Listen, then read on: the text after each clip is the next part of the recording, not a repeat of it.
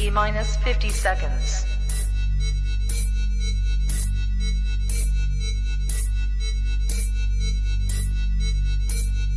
T minus 40 seconds.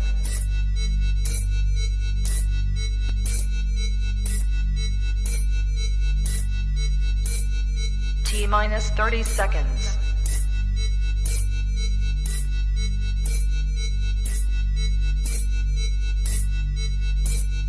T minus 20 seconds.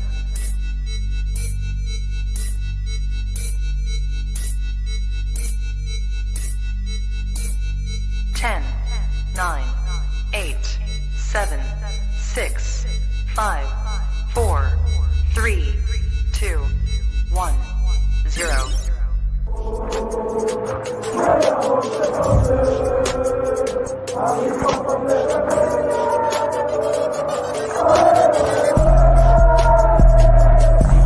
Shout out to Kopish. Shout out to Kopish, guys. All the good work. The up. two legends, Emil Heskey, Howard Gill. Can't get much better than that guy. Yeah. You know what to do now. Like, comment, subscribe. I'm with legends, guys. Kopish. Good evening, lovely people. Hope you're well. It is Friday, the 15th of October, and you know what it is, as Conroy calls it, Kop-ish Friday nights. Rival watching Kopish Kall-in, the show where you guys get to come on and have your say. We're going to keep the format as we did last week, whereby you guys have got 2 minutes to come on.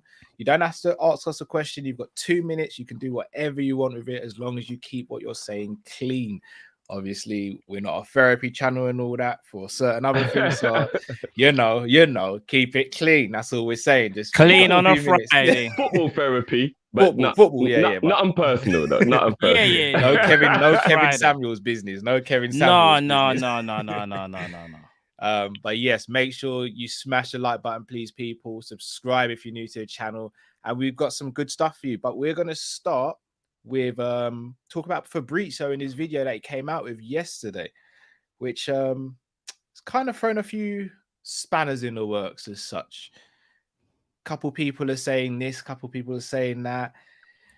I don't know. I'm 50-50 on it. I know we all spoke about it just before we went live on this video, and I don't know. Do you know? I don't know. Should we give an overview of what the video was saying, basically? Yeah, but before we do that, I also want to talk about our proud sponsor for today. People, if you don't know already, this season we've teamed up with FansBet, the fans-led sports betting company committed to supporting charities and causes which are important to fans. Do check out them out at fansbet.com and claim your bet. 10 get 10 welcome offer. Terms and restrictions apply, and full details are on the site. And please do gamble responsibly, people. Trust me. Indeed. And the link for FansBet is in the link for the video description on the YouTube. So make sure you check them out, people. FansBet giving you way more than just betting, giving back to the community as well. So make sure you follow and do your betting through FansBet. It's well worth it. We wouldn't be sponsored by them if it weren't worth it. And just quickly as well, guys, make sure you stay tuned to the socials because we've got some great exclusive Kopish betting deals that will be coming out between now and the morning, where you get extra money back because you're actually going through us. You know what I mean? Hello, it's your boy. So make sure you, especially on Twitter, guys, we're releasing a lot of special offers, the Liverpool game especially. So make sure you stay tuned to the social for some fan bet specials, guys. Trust me. And also this week as well, last thing as well, there's two things that they're doing this week as well. You got the free to play and the fans boost as well, which I'm going to speak about later on in the show, people. So make sure.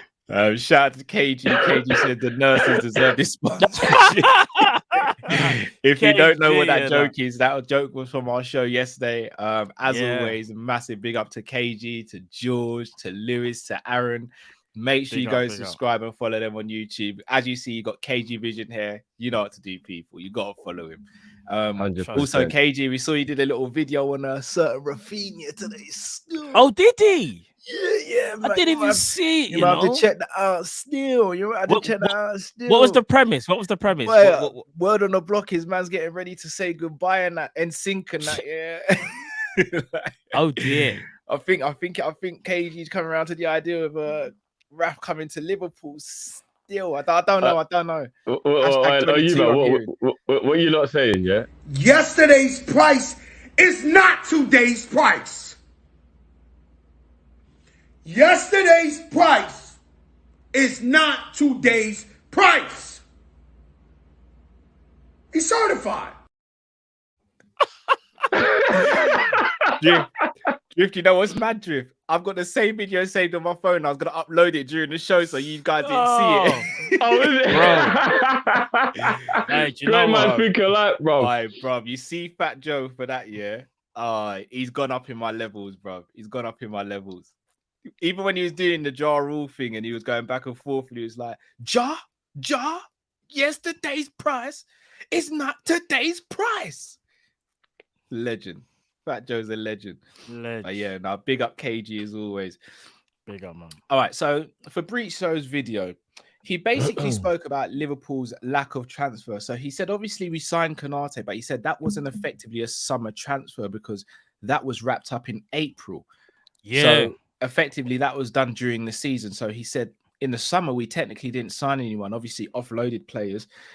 Fair play to Matt, you know, Cal, because I remember Matt was like, I reckon we did that ages ago. I remember like at the bit when we that was the reason why literally as soon as the season was over, bang, we just announced Konate straight away, innit? Yeah. Like, so fair play, Matt. You kind of got that one right still. He did still. But Fabrizio was basically saying that obviously with losing Wijnaldum, with losing Shaqiri. Obviously, Liverpool did want to bring in a midfielder and did want to bring in an attacker. The midfielder they were looking at, apparently, according to Fabrizio, was Renato Sanchez. But Lille didn't want to do business at the price that Liverpool wanted to do business at. Plus, he got injured, which took that off the table.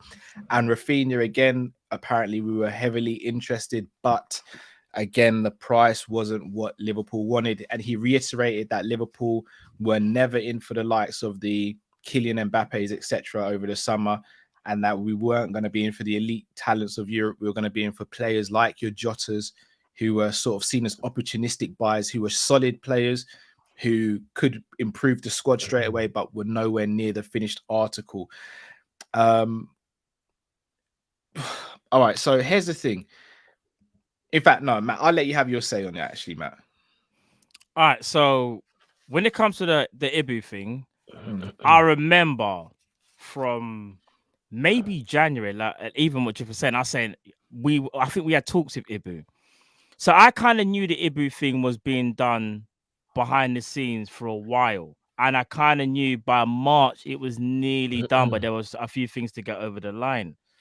When it comes to the Rafinha thing, I also heard again that there were talks, but it wasn't anything official. Like it was just like, you know, they share the same agent, so there's gonna have them informal talks there, and there was hope on my end that it could happen. And I also felt like, Raj, you know what? If we play our cards right, and if we were to offload, you know, certain people, maybe we could get him. But what I heard was this: the asking price at that time was 70 mil. We were like, nah. Were we gonna go back? And I thought, nah, not for that price though. So I kind of knew we weren't gonna get him this summer. But one thing I will say is this: I'm not saying he's definitively leaving, because I think he's having an amazing season. I think he will continue his form, his rainbow form, yeah. But him just, you know, going to the Brazil squad, speaking to the Brazil man now, obviously like Fabinho and your Ali. I know what KG says as well. They talk all the time, which is true. But he's going to want to ask more questions, isn't it? That's just only natural. And Rafinha, as KG said again, is a guy that bets against himself. Like when he was at Rennes, wasn't happy with the 17 million pound that Leeds paid for him. He thought like, right, I'm only 17 mil. All right, cool. Think I'm that price. Let me show you what I can do. And you can kind of tell from Rafinha, so he's an ambitious player. I do think this will be his last season, but I don't think that automatically makes us the favourites though either. And I think that's going to be the hard part, because you see what he's doing now for Brazil, it's going to make him like a more of a household name if people don't really know about him already. Because people know about him in the Prem, but maybe other people don't watch him that closely outside of the Prem. I don't know. So, but it's going to be interesting. The whole thing what Fabrizio said though, in terms of we're looking for opportunistic buys. Yeah, that don't surprise me one bit, bro, because we've always been like that. We always look for that opportunity. Thiago was an opportunity because he said he wanted to leave and try something new. Jota was an opportunity because we probably thought he's good and he could be amazing. So let's try it and see if Wolves are willing to negotiate. We gave them our right back. What's his name? Hove. Yeah, we gave them Hove. That kind of offset it, even though they were separate deals. But you see where I'm going with this. We kind of sweeten them a bit. I do think this summer coming up, I know it's a long way because we just had this summer, but next summer, sorry, surely we've got to be doing some business. Whether that involves Rafinha or not, I don't know. But we can't go another year without fully enhancing our squad. And not only that, the Salah contract is vital. One thing I am scared of, and I don't want to admit it, is that I am scared that if Salah doesn't sign and he goes next summer, we would probably get a player like Rafinha. But I don't want to see it at a cost of a top player. I want someone to be added on top of what we got. And I think that's always the issue as Liverpool Football Club. We've been like this for years. Whenever someone we want to hold on to goes, we bring in the next guy and we kind of get happy. And sometimes we forget, but I just feel like in Klopp's era, he has to build, and I'm worried that a big part of his building block could potentially leave and set us back a bit no matter who we get, considering we're not in for these world-class, top-class Mbappes and Haalands. Yeah, shout out to Jamrock who said Fat Joe came up with that statement. He said he heard it from a Jamaican food shop that he got from DJ. Oh, yeah, that sounds about right. Can I get some rice and peas in it? That is not the price. Yesterday's price is not today's price. Price gone up. $20. For what? For just a container? $25.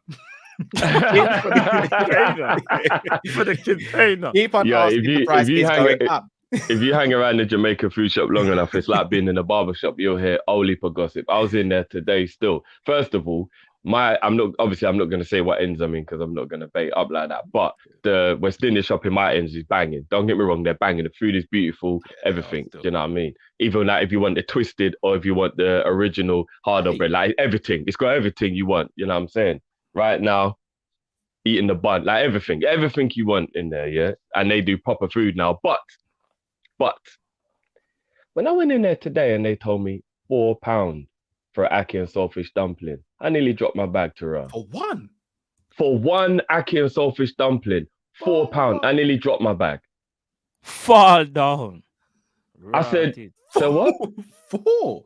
No, she said £4. Now, don't get me wrong. I know ackee is expensive. I know saltfish is relatively... For one dumpling, blood.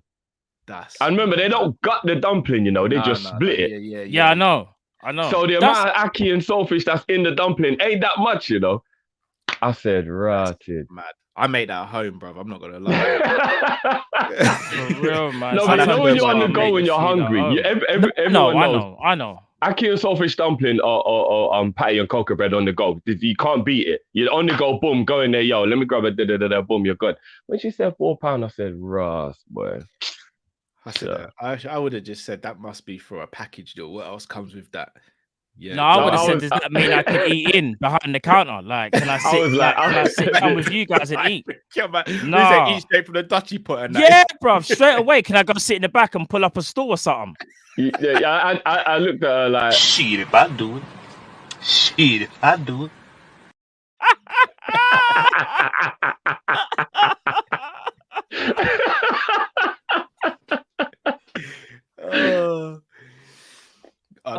What do you make of Fabrizio? He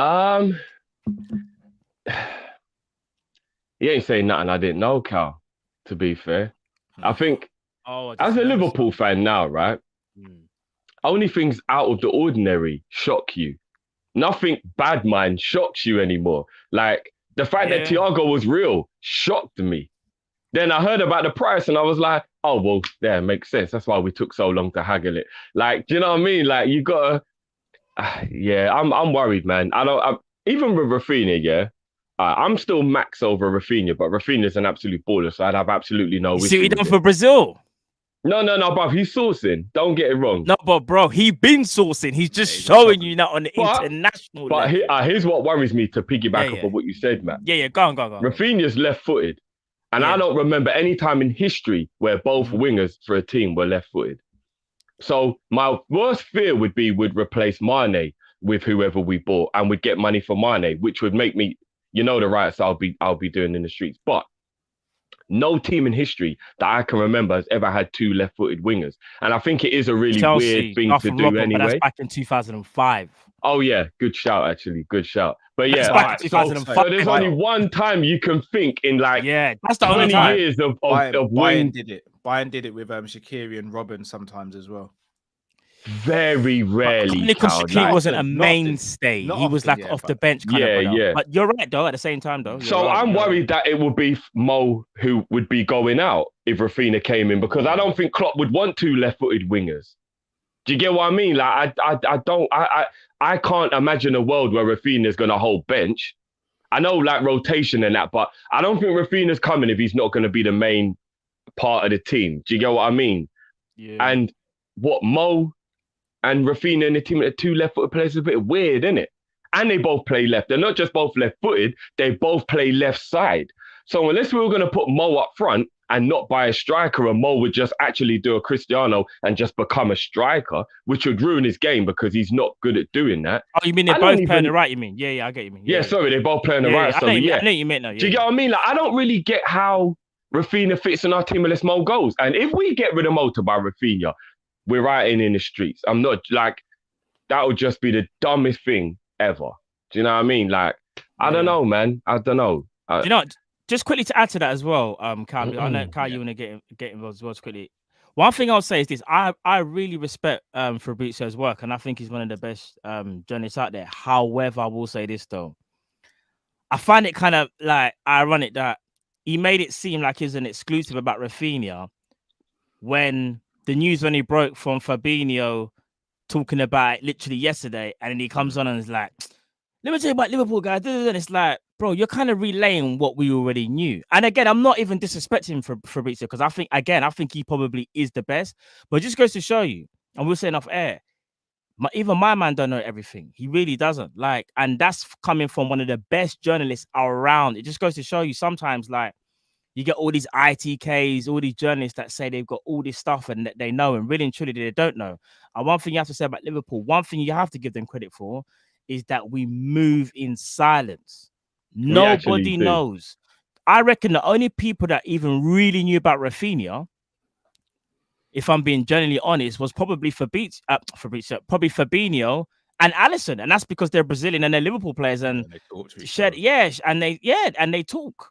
And I've got a feeling Klopp don't even know about certain moves. Like, he'll tell the people who he wants, but he ain't even got a clue what's actually going on. You know what? I will say this: it probably gets brought to his attention because one thing that they don't one thing people might not even realize is that a lot of times is players talk and then they can kind of relay it back to the manager. Obviously, it's up to the manager what he does, but they'll be like, "Oh, I was speaking to Rafinha, he might be interested." Then that manager might go, "Oh, swear down." He might not have even known he was even available or attainable, and I think that does happen a lot. To be fair. Yo, quick question, you guys. Not to spend long on it. I know the way Klopp is like amazing in terms of he puts an arm around you and he hugs you and he motivates you amazingly.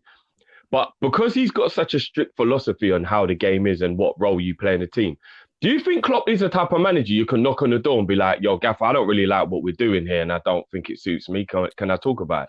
Do you think he is the type of man that will sit down with you for half an hour and reassure you and make sure that you feel, even if you are like, "Nah, I don't like it," and like, do you think he will listen like that? Yeah, yes. So he spoke about this in an interview he did with Gary Lineker a few years back, and he said, Henderson's a perfect example because obviously Henderson was playing in the 6, and Henderson was like, "I don't want to be playing there. I want to be playing as an 8," and that's why he got moved into the 8 position. But what it is, Klopp's made it clear. He says if let's say for example he picks something or does something, don't come to him on the match day and say anything to him. You wait till the Monday. And then he said, anytime throughout that week you want to come and speak to me, just don't be unprofessional on match day, which I think is perfectly fine. Yeah. I like that. I like you don't do a rude Van Nistelrooy and hype up on match day. You know what I mean? Like, yeah, that's true. No, Klopp is definitely that guy. He's definitely that guy. I kind of felt like he was anyway. I just thought I'd ask because I haven't seen that Gary Lineker. I'll watch that then still because that sounds like an interesting. Yeah, it is. It's really kind of insightful because he's very respectful. Like basically just what Carl said, but he's very, very respectful of his players. And there's just one thing that he doesn't want though is like on that game day because he said he's got to focus on so many things. The last thing he wants to deal with is like something like that happening. It's almost like saying, I don't know, the store's busy, and like say like you've got a massive queue, and you literally walk up to your manager and go, yo, I know we need to speak about my pay rise, man. Like, can't we just talk about it now? And your manager's looking at you like, bro, do you want me to fight? Like, you can see the line. Some managers will say, do you want to punch you up? Yeah, it'll look at you and it'll give it a one look and be like, are you going to say this right now when we're mad, but you can't wait until we finish the shift, no? Yeah. Or when you're about to leave work? It's the same principle. You're definitely getting moved to by the manager if you did that on the shop floor. But your manager's gonna look at you like, hold on a minute. There's customers all over the place, and all you're worrying about is because he'll look at it and see that you're selfish, regardless of what you're even asking him. It don't matter if you're asking him to bring out the mixtape that he promised you from Sunday. He's just basically saying to you, brother, not right now. We got things to do. Like obviously, once it's done, we can talk about it. Yeah, one's there. Yeah. Kev's like, he's a sort of manager that you can have a convo. You'll leave the room thinking, oh, damn, he's right as usual. Damn it. He probably is one of them. Man will probably just bring out, he'd like probably go in there and be like, no, boss, look, my best position is number 10. And he's probably like, that was probably Elliot, for example. And he's gone, no, listen, look, this is what you do. Then this, and then you move into the 10 there. The half space is there. And then Elliot probably left the room like, okay, I'm gonna take off the ponytail as well, boss. Sorry. Like Klopp is probably that guy. He's got the answer before you even ask the question. It'd be at the dinner table eating, and his missus be like, "Is everything all right?" Like, it'd be like, "Yeah, I'm trying to figure out if I was hypnotized today or if yeah, sir, yeah, cause sir, I'm in my own thoughts, sir. Yeah, man, how was your day, babe? Like, just like, I don't even know what happened in that. She starts clocking on. She's like, did you speak to Klopp today? Yeah. Oh, that's what it is again. Oh, yeah. What? You forgot to pick up the kids the last time you spoke to Klopp. I'm gonna leave a note. And put fully scrambled. Fully scrambled, bro. Now, when it comes to Fabrizio, I think you guys have covered it. I respect Fabrizio. He's one of the best journalists in the game, but I genuinely don't think he has a clue about what's going on at Liverpool. I think he's making educated guesses. I don't think any journalists out there know exactly what's happening at Liverpool anymore. Their man have just shut up shop. Like, it's actually one of the only things that's sensational about what FSU do. They are very tight-lipped and amazing at keeping in-house. And I think we purposely like leak up false information so it gives us breathing room to what we actually want to do. Yeah, that's how we slip out the back door. We let all the rumors be that we're gonna pull up at the front gate, and then we slip out the back door, innit? We just do one of them things where it's like this summer we didn't do nothing other than Ibu. So it's one of them things where it's like you tell your brethren, it's like, no, I'm reaching at 11, bro. I'll be there, trust me. And then you just don't turn up. That's what we did. We just didn't turn up. What are you saying? We do a mace. We do a mace, yeah? Have you seen that Cameron interview when he's like, yeah, Mace will tell you he's gonna be there. He don't show up. He don't show up. He'll show up. He'll call you that all the hour before and be like, you on your way, yeah, I'll see you there. And then he don't show up. Yeah, but hyping it up, bruv, and then he don't even go himself. Don't even show up. What kind of stupidness is that? Oh boy. People, smash the like button if you haven't already. We're going to quickly go through score predictions for this weekend before we open up the phone lines and get you guys to call in. So, obviously, you guys did the Watford preview, which was an excellent show. So, guys, after this video, you haven't already, check out the Watford Liverpool preview. Obviously, game tomorrow at 12:30, so you haven't got much time. So make sure you get in, people. I gave my prediction for that game on the Prem Panel show last night, so we won't go over that game. Should we just go over all the games? Even though we gave some of our predictions, we'll just go through the games again, just in case any of our predictions have changed. Yeah. All right. So Leicester City versus United. I'm sticking to the draw. I think I said I went 2-2 draw. I went 2-2 draw. I think I went in my head. Draw. I can smell a 2-1 United in my head, but I'm going to stick with a 2-2 draw for my prediction, though. Okay, I'm sticking with a 1-1 draw. Man City versus Burnley. I think I said 4-0. I'm thinking like 8-0. I don't know how I feel at the moment. What did I say for that one? I think I said something like 3-0 Burnley or something. Sorry, Man City. I was gonna say, bro. Actually, no. Remember, I actually skipped past the Burnley one because I knew everyone just knew they were gonna get smoked. We didn't give a score prediction. You're right. I just said City. If I'm being realistic, I think 4-0. I think they'll beat them 4-0. I think 3-0 because I just heard today that Ferran Torres is out, so they're like another. Obviously, they'll probably play Jesus in the middle, or they'll play. In fact, it doesn't even really matter. They'll probably play Foden false 9 or something. They'll win 3-0 though. Do you know what I hate about Ferran Torres? I hate the fact that he's actually fulfilling the prophecy. I think in a year or two's time, he's going to be an absolute superstar. You know, I'm not even going to front. He's got talent, all the attributes to do a Firmino, where you don't quite know what it is, and then he's going to play false 9 and just light it up. I can actually already tell that he's going to actually become City's false 9. And for Spain, you know how Spain love to play a false 9 as well now that David Villa and them man are gone. But Ferran Torres is a baller. I'm not going to lie. All the hype was real. That's one of the ones we should have maybe snuck in on. You know, we did try. We tried. And they got it for a modest fee as well. I think it's like they got it for like 20 mil. Bro, yeah, but something because they were in financial ruin, innit? Yeah, they got him for like some cut down. He's out for about 2 to 3 months apparently. Yeah, broke a metatarsal. Oh shit! Oh shit! He broke his metatarsal. Oh, speedy recovery. Hope for a speedy recovery though. For real. Yeah. I hate anybody being injured. Still, that is kind of. At least the metatarsal is one of the easier injuries to get over, though. You know what I mean? Yeah. Someone said Jesus won't play either. Apparently. Oh, he's Brazil. Yes, of course, getting back late, innit? Because their man played yesterday. The turnaround will be too crazy. So you're saying 4-0 drift, Matt? What are you saying? I'm saying 3-0. They're gonna need Mahrez a brace from Sterling. I can smell it. I can see Mahrez going in. You know. Yeah, I'm not gonna do a Sean Dyche for this one because it's long. I'm going 4-0. Like they always get whacked up by City every season. Like it's every time. It's guaranteed beating. The door's just left open, innit? And I think the myth is slowly uncurdling that Burnley are a difficult game. They're actually losing a lot of games these days. Like they're actually just becoming a team that's struggling to win games. They might even get relegated this year for real. I hope so. I bloody They hope actually might get relegated this year, real talk. They actually might. They're just going to punch you up. That's what the fear factor is. Yeah, exactly. That's the problem. Facts. Brentford and Chelsea. Oh, I said. I went 2-1 Chelsea. I think I went. I said Chelsea. What did I say for the last one? I've gone 2-0 Chelsea. Did I say Brentford will score? No, I think I said 2-0. I think I said 2-0. Yeah. We got Jamal says apparently Diaz has COVID as well. Apparently. Raw.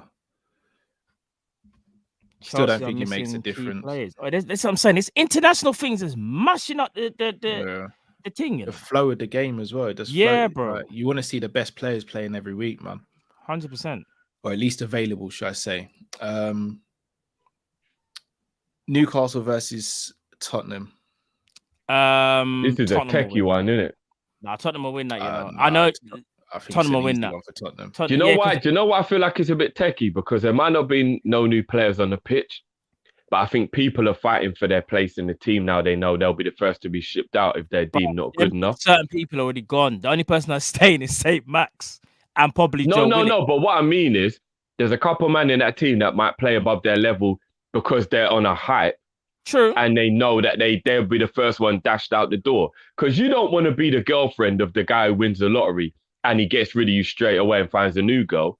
You're going to start cooking, hoovering. You're going to do bare shit to let him know you're valuable. Yeah, but it might be too late. Do you get what I'm saying? Like, bare shit to let him know you're valuable. They've got too many players that equals the cooking is just not good enough. Like, you can't ask for a 4-course meal and the first thing they give you. No, I get it. There's no way you're going to do a good Akin Saltfish on your first try. I get it. I hear that. Akin Saltfish? I said fish fingers, bro. What are you doing? We're talking about Newcastle. Bro, some of their players. Yeah, I'm never going to lie. If you want to cook Ackee Saltfish for me and you've never done it before, you need to practice on yourself at least 20, 30 times. I'm not even joking. You got to get it right, man. That's I am not guinea pigging your Ackee and Saltfish. First of all, if you don't this is not the one. Yeah, Ackee, you can't be, bro. You can actually get poisoned if Ackee ain't cooked properly, bro. For real? Yeah, there's a part of Ackee that's actually deadly, isn't it? Yeah, it is, yeah. I ain't playing them game. I'm going fish finger thing. Carl's like, I ain't playing them games. So no, you're right, Matt. You actually can't mash up fish fingers. If you can't cook fish fingers, you can't take care of yourself. If you is it? Just throw something up. That's not but I'm gonna be real. There's people out there. You can still get it wrong, Cal, because you some can burn people the fuck out of the fish fingers. You know when the fish is just seeping out the side. It's like, bro, like fish fingers. What's wrong with you? If it starts to go like brown, you're like, it's been in there too long, bruv. No, but I'm not gonna bait no one up. I've seen someone in my lifetime, no one in my family, and not obviously none of you guys, but I've seen someone mash up fish fingers, and I was like, Bro, it's fish. How can you get this wrong? Yeah. The fish was shouldn't be able to seeping pick up out a the fish side. finger and do this with it.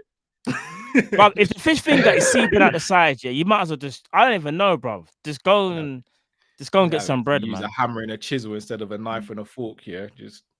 I'm never gonna lie, Demo. I am actually a little bit. I'm a little bit confused what's going on right now. Yeah, I'm gonna be real. I'm not the biggest Aki and Saltfish fan, you know. I'm not. Do I have to come off the stream? No, I know that's your thing, innit? That's your. I know it is. I know that's his thing. Aki and Saltfish and hard food is the best meal in the history of the world. No, it's not. It's really not. Hold on. It's not. Hold on. Yam. Yeah. Sweet banana. Yeah. Boiled dumpling. Yeah. Aki and Saltfish. Maybe throwing a fritter on the side, depends how hungry you are. Maybe throwing a dumpling on the side. Everything you said is so calm. Or a festival, depending on how hungry you are. Yeah, bruv, that's all calm with me. Yep.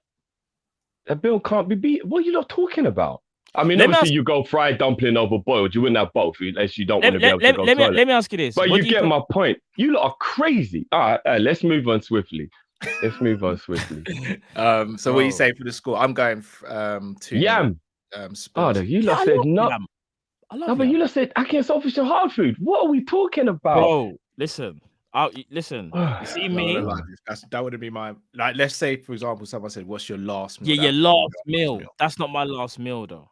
Jesus Christ! No, it's not my last. We're cut from a different cloth. I thought we was like closer than that. Bro, I'm going 2-0 Spurs. What are you man saying? Yeah, 2-0 Spurs. 2-0 Spurs. Oh, do you know what? There's a sneaky part of me that thinks this might be 1-1, you know? I think the Newcastle hype might be there still. I'm not even going to lie. I'm actually going to go 1-1. I'm going to go 1-1. Yeah, what you put? No, you've already said in it. I'm sorry, but I love oxtail. I love oxtail. No, I love oxtail. People think I'm weird because I take all the meat off the bone before I put it on the plate. So I'm a little weird when it comes to my oxtail. I was gonna say something then, but people keep it up. Pause. Oh, Jesus. If anyone's gonna make that dirty, they need to sort their life out. No, but people just clip mine up though, innit? They'll just clip mine up differently. Can you imagine someone new just comes across our content? Bro, is that what? Bro, it's how they're moving. Bro. Man said bone. What? Well, next time I'm in Fort Eve, yo, fam, you're the brothers talking about oxtail. Bro. No, fam, we need to talk, any nose, jerk lab. Listen, I can't even. There's too much. You know, when you not talk about food, you're just gonna get. When it comes to jerking, it's got to be pork. It's got to be the original, man. Jerk lamb. Lamb and chicken as well, though. Jerk chicken, fried chicken. I'm a jerk pork. You man need to try my fried chicken. I'm not even gonna lie, fam. I'm not even big in myself. We need to do a Kopish cookout challenge. When you man taste my fried chicken, trust me, daddy. Trust me. We need to do a Kopish cookout challenge, and we need someone to obviously be the judges. But I'm down for it, bro. I'm down for it as well. I got a feeling that I would lose that one, but I'm down for it though. I don't know who would win though. You win, Cal, because no. You got the most practice, I think. No, but here's the thing. Matt knows he can cook as well because Matt's been teaching me about steak and all them things as well. So Matt can cook, bro. So it's not a sure thing. Matt, look at him. Baby, man. I'm trying to be the dark horse, man. What are you gonna do? No. He knows what. Man wants to be the dark horse in that. No dark horses. The wickedest thing is I can cook. I can cook. I just can't cook traditional dishes. Do you get what I'm saying? I hear you. So if you want me to make you a homemade chicken burger or like a spaghetti bolognese done with a twist like the missus showed me, like I'll throw down. But when it comes to like proper, like I'm not gonna say I can jerk it. I'm not gonna say I'm gonna stew chicken it. Like when it comes to those kind of things, I'll be like, yeah, I might get a bit techie still. Yes! That's my shit. Can we just start talking about food? Yeah. Man, I'm down to my last bite of bun as well. So can we not talk about it? I'm on a diet as well, bro. But I can't even eat until we finish filming, bro. That's why I'm on my last bit of bun right now. It's pain. Right. Arsenal versus Palace, the Monday night game. Oh, do you know something? Palace at home? No, Arsenal at home. Wow, well, that changes the landscape. Yeah, 2-0 Arsenal. Yeah, Arsenal should win that. I just think if it's at Selhurst Park, though, I think Palace, I might have even gone with a Palace win, but I think stand Arsenal 2-1, I think. Sorry, Dad's free, man. Said he went vegan. No, big up all the vegans because my sister's vegan, my mum's vegan, and I'm not gonna lie, I tried some vegan stuff a couple of weeks ago, and there's some stuff like lentils. I don't know if you might know about lentils, obviously, chickpeas. I'm not in it with them shrubbery there still. I'm not even. No, I'm a when it comes to food and that, I'm a you know me, I will try different things. Not too much things, because when it comes to like seafood and crab and all that, I don't really do mussels, crab, I like I'm not really squid's my thing still. Salt and pepper squid. That's like pepper prawns. Are you crazy? Batter prawn. Oh my god. Don't remind me when the Liverpool chef was cooking it up for us, man. Don't do it. Bro, I will show you, man, about batter prawns as well. Don't get twisted. Lie. Honey jerk barbecue prawns still. That's one of my dishes.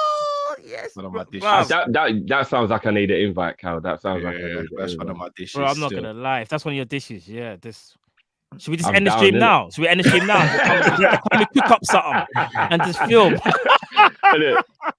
Just come scoop man up and get that sorted out.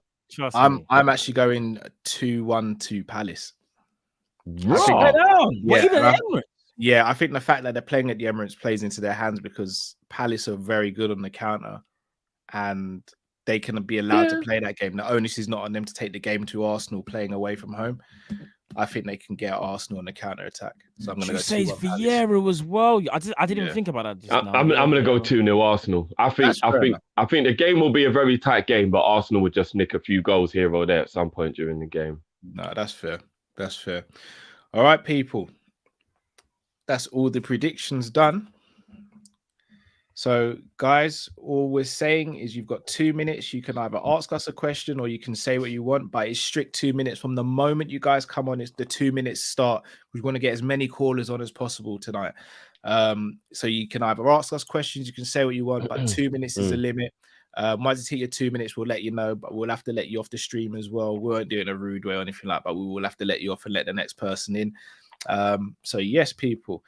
Just quickly before we start though, Cal, little fun I want to have tonight with the people. Oh yes, sorry, go on. I want to add a little theme to the night. I want to know what the best celebration is that you've ever had as a Liverpool fan, and when that moment happened. Where were you? What goal was it? What was the occasion?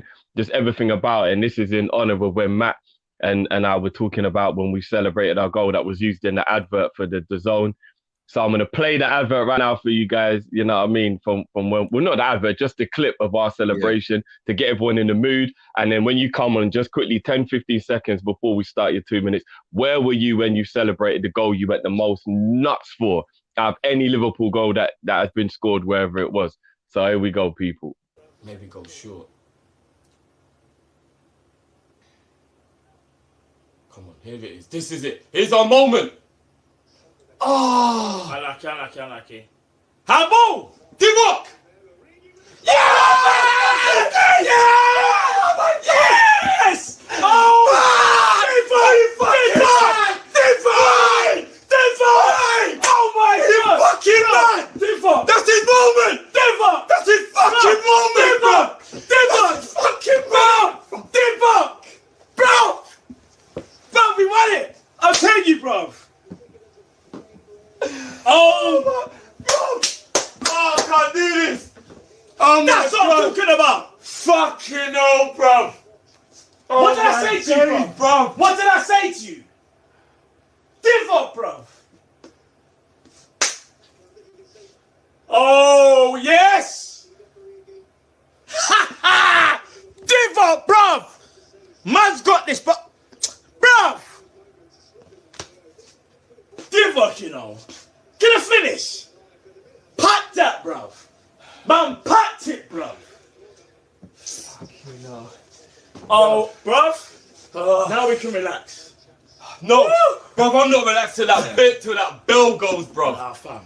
Oh, look at the cut from Matip. Fucking Divock! Oh, my God. Divock is the fucking hell, bro. Give him what he wants. What does he want? 250 grand a week? Fucking give him it. Win, Millie. Come on, boys. No, do not let them score now after all that hard work. No, bro. Calm. What does Divock want? Bruv, I don't even care if he wants Sanchez money, bruv. Give him it. Are you mad, bruv? I don't care what he wants. What does he want?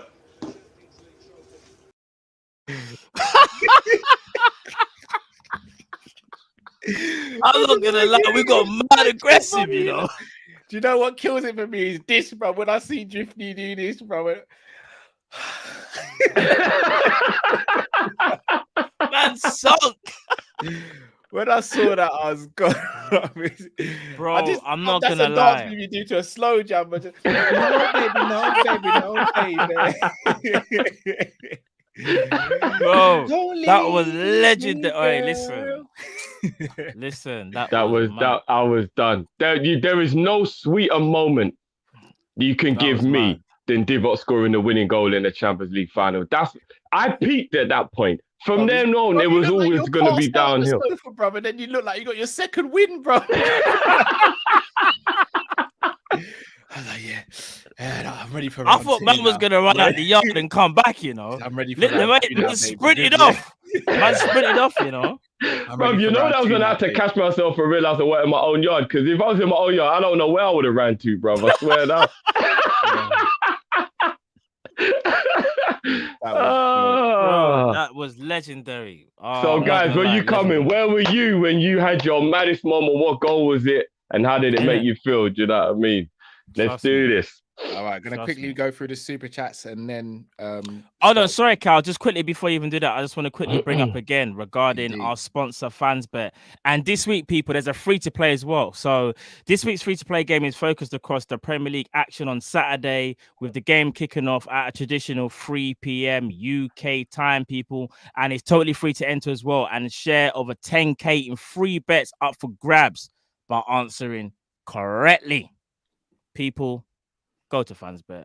Do what you need to do. That's what I'm doing. I'm doing it again this week. I'm making sure I get my bet done, people. Make sure you do the same. Indeed. So super chats. John Moore says, guys, not sure if you've seen it yet, but what do you make of the comments from Gary Cardinal from Redbird that they maybe could own us one day? Love, guys. Love to yourself first and foremost, John. I will get back to your super chat, your DM today or tomorrow morning. I wouldn't be surprised. Seems like they're really in bed with Redbird, so I wouldn't be surprised. Listen, the Redbird have that Arab type money, because otherwise I'm not interested, I'm being completely honest. Because anyone who comes in and is only worth a couple bill, they're going to keep this sell to buy thing going, innit? We need a real big boy who's going to come in, and if he drops £1 million out of his pocket, he's like, shit, did I lose some money? Now, we need them kind of brothers now, you know what I mean? Like, come on now. Shout out to Jamie Phillips, says, I would love to call in, but I feel rough. Easy win tomorrow. LFC fans on Twitter need to chill. Love my wife, sort of. Did he say sort of? Jamie, Jamie, get well soon, bro. We miss you. Get better. Feel better soon, though, bro. Hopefully, it ain't nothing too serious. Still. Bogdan says Rafinha covers Mo and can play the Elliott role. Very true. Cobb Plays says, not sure if you saw Fabinho's press conference. He said he expected Rafinha to come and Liverpool, and Rafinha's agent said Liverpool were in for him. Yeah, we spoke about that, bro. Yeah. Brian says, I would go Trent, Konate, Virgil, Costas, Hendo, Naby, Bobby, Salah, Mane, Taki for tomorrow. Interesting. Okay. Fair dues. Bogdan also goes on to say, Fabrizio waffles a lot about Liverpool not reliable. I don't think any of the journalists are when it comes to Liverpool. Marcus Barnes says, sorry, Matt, he's a fraud. This is to do with Fabrizio. I don't take any notice of Fabrizio. He's nothing but a tapping merchant. More and more fans are starting to realise this. Tahir says, Liverpool move in silence because we ain't got no one and we have no money. It's like going out with a rich girl, but you're on the dole, no money. That's horrible. You're saying them ones where she gives you money before you go in, so it looks like you paid, yeah? Can't, babe, I'll treat you, but yeah, that's my money. It's fine though. Whatever makes you happy. Ash says, Salah nearly 30. Does it make sense to transition him to the number 9 role? You bring in Rafinha, or Fatty gives Salah more longevity, save his legs. Fatty's not a bad shout with Barcelona being broke, you know. Yeah, but they just and in the last Pedri, shout out to the members who know we did the video on the for real. Pedri and Fatty are in their last year of their contract. They renewed Pedri, bro. And do you want to know? Oh, did they renew Pedri? What you mean? Even when you seen the video a couple of days release ago. Clause. Tell him how release clause. 1 billion. Man is locked up at Barcelona until his contract. Don't worry, man, because when it's all said and done, 1 billion. Yeah, they don't want to get stung by it. Yeah.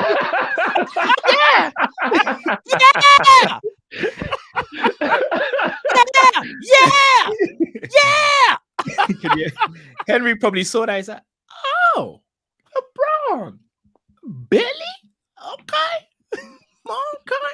So basically, what y'all telling me? If I renew this Salah contract, then someone gonna have to pay the price of the club to get more Salah. Okay, I like it. I did that. Yeah, 1 billion. No, hold on. Oh, Billy, I'm not even gonna lie. You see Pedri himself. I know he's a Barcelona boy through and through, but even in his own mind, he's got to know that that's the dumbest thing he should have done. Well, I reckon they muscled him, bruv. I reckon they must have. No, but you know what? I heard that if you're emotional during signing a contract, if you've got a good enough lawyer, he can actually get you off. Suge Knight, bruv. He must have been in a headlock, bruv. Suge Knight. $1 billion? What the fuck? I'm gonna throw you off this building, my brother. You gonna sign that contract? Yeah. See. I'm gonna put in a $1 billion release clause. You feel me? See. Bro, it's mad. Oh, that's crazy. A Billy. Flipping hell. That is crazy. I'm not gonna lie. Anything more than 200 million in a release clause, you're kind of an idiot if you sign it. You have no idea where the future of that club's going. What's gonna happen? You can't put a release clause in there that means that you're just gonna effectively be a slave to the club no matter what happens or where. Like, that's madness, man. Yeah. Don't tell me what was an 8-year deal as well. I don't even know, but once you see $1 billion, you go right off the contract. We better jump on that Fatty thing immediately then before they lock him down to some billion. They'll lock him down. Ash says, mad. You see the comments from the nutritionist saying that Cater nearly killed himself cooking fish. Guys, it got injured doing saltfish. He said, man didn't boil out the salt properly. No, maybe it boiled over. You know that. And you go to stop it dirtying up the cooker.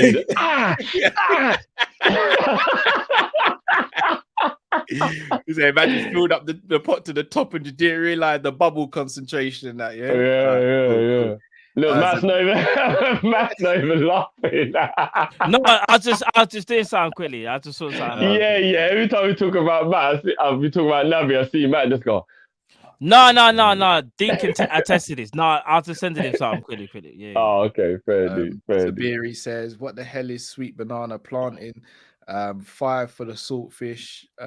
Red herring is where it's at. Boy, Zabiri. Herring's all right. Still, I'm not gonna lie, Zabiri. You know the things. Still, I'm not gonna say anything else because Drifty knows where I live in that, so I'm gonna leave that there.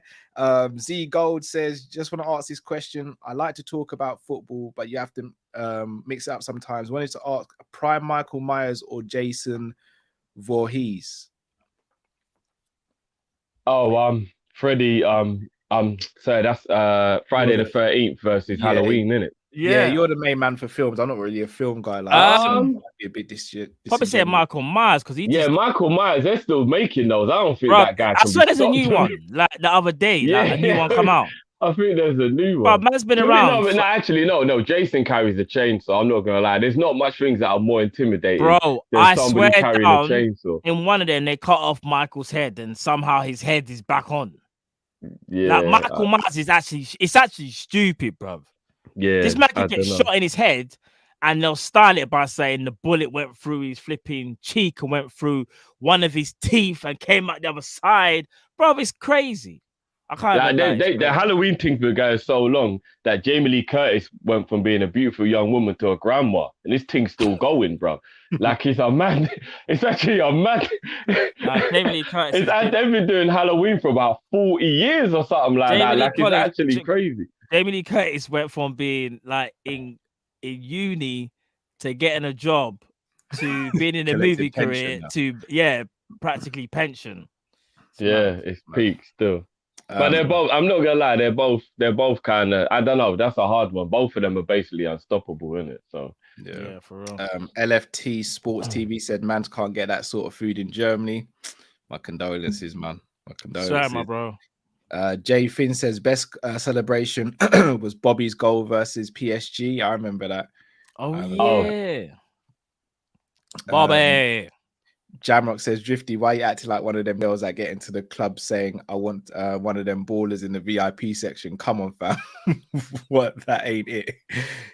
You say, yo, listen. Obviously, we're talking about the owners, right? Yeah. I have absolutely nothing against the woman who thinks, I'm going to get me a baller. It's what it is, bro. Play the game. Don't hate the player. Hate the game, bro. Don't hate the player. Hate the game. It is what it is. It is what it is. All right. Let's get the first caller on. Are one of you guys good to do the timer? Oh shit! I even got my shit on standby. So hold on. Zabiri, I'm gonna bring you in first. I see you doing something. So, do you want me to wait for you? All right, cool. I can't say what he's doing, but he knows what he's doing. Oh, swear. All right, we'll wait for you 1 minute, Zabiri. Wait. All right. How long's the 2 thing? minutes. 2 minutes. Hold on. Zabiri, boy. Zabiri's ready now. We're gonna bring in Zabiri, right? Cool. Oh, for flip's sake. What's going on, bro? I couldn't bring you on like that and bait you up, bro. I know, man. Thank you, man. Thank you. Matt out, Zane in. What? I'm gonna keep it short and sweet. Drifty, you was laying on the couch in your celebration. I don't know if you passed out, but Matt was trying to tell you something. Matt, you want to tell him what you said?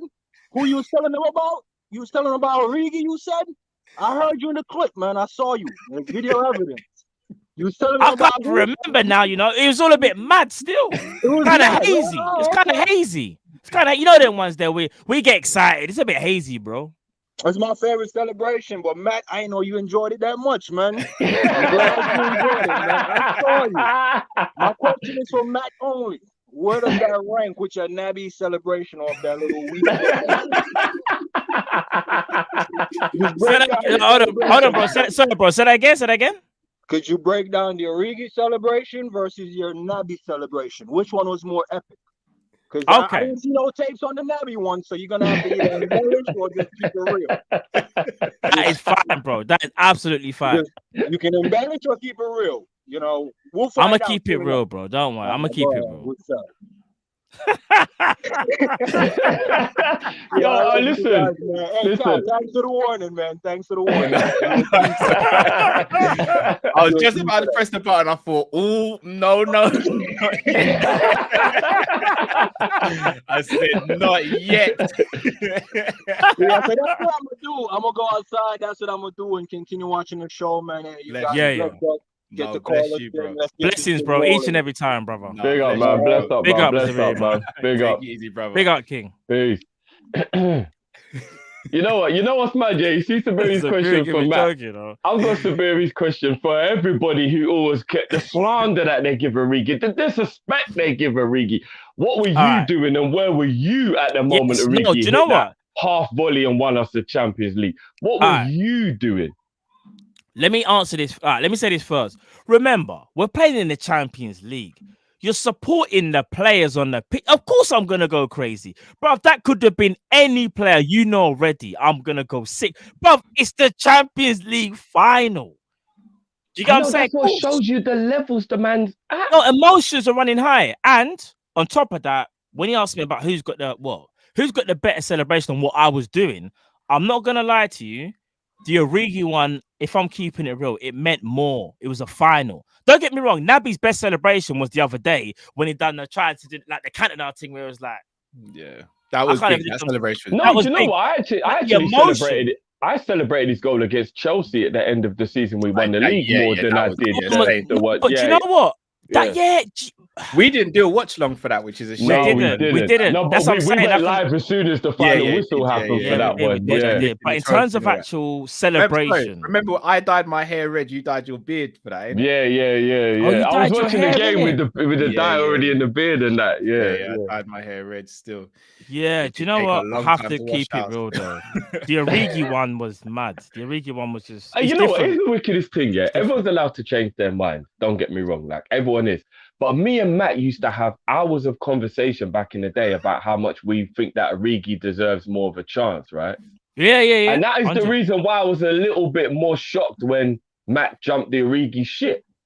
Like I was a little bit shocked. Like I know you still rate Origi. I know you still rate him, but you're pro Origi. There's a difference. Oh yeah, I'm 100% pro. I don't hide my agenda. I don't hide my agenda. This is where pro, you know. No, because he's pro Origi. This is like, you know, Titanic, where like he's like, bruv, I ain't got time. If the ship is sinking, I've got to think about it like carefully. As much as I'm, you know what I mean? I'm riding out for my man. I'm the band, bruv. I'm still playing, bruv. I'm going down with the ship, bruv. It's because you're pro Origi, bro. Bruv, I am. It is what it is, bro. But don't get me wrong. I will say this though. When he does leave, because it does look like whether it's going to be this summer or even in January. Sorry to cut you, Matt. Just on that. Sorry. Firstly, Isabel, thank you very much for your super chat. So I was watching the Anfield Wrap. Shout out to Anfield Wrap. Yeah. And so his contract ends 2022, but we have a clause in there where we can extend it to 2023. Bit like Shaqiri's one. Yes. So we can actually extend it. So if he doesn't leave in January, I do think we extend his contract and then we sell him in the summer. I don't think he walks for free. All right. Well, Mama, just do it now. What are we waiting for? Yeah, I think it's a case of you just got to make sure all parties are happy. I do think he does leave at it. Well, next summer, though. I do think he does. But I'll just say this, though. Done know already, bro. You have to save the asset, bro. Hey, Drifty's doing a flipping Romeo thing, bro. For Origi. Origi will be on the float and just like, don't worry, fam. I'll make this one. Don't worry. You can do what you need to do. Just make sure you score another Champions League goal final. Yeah. Hey, big up Divock, man. Listen, bro, when Divock scores a couple more winners this season, because yes, he is going to definitely contribute at some point this season again. Yeah. And I'm here for the banner. Because everyone wants to smoke Origi for no reason. I don't understand it. The bottom line is this. He's got talent. He never fulfilled his potential at Liverpool. Some of it is his fault. Some of it is not his fault. And I think what will be with Origi, it will be the whole what if. And that's not me even shading. I agree with that. It's the what if. You know, and I think could he have really been? I think Naby, I think Ox. I think there's a few players that unfortunately go in that category. Your talent was tremendous. And it's always going to be what if. It's what if Ox never got that injury against Roma? What if Naby never got? You know what I mean? There's always going to be what ifs. I agree with that. I do. I agree with that. 50 would be like Origi's and children first.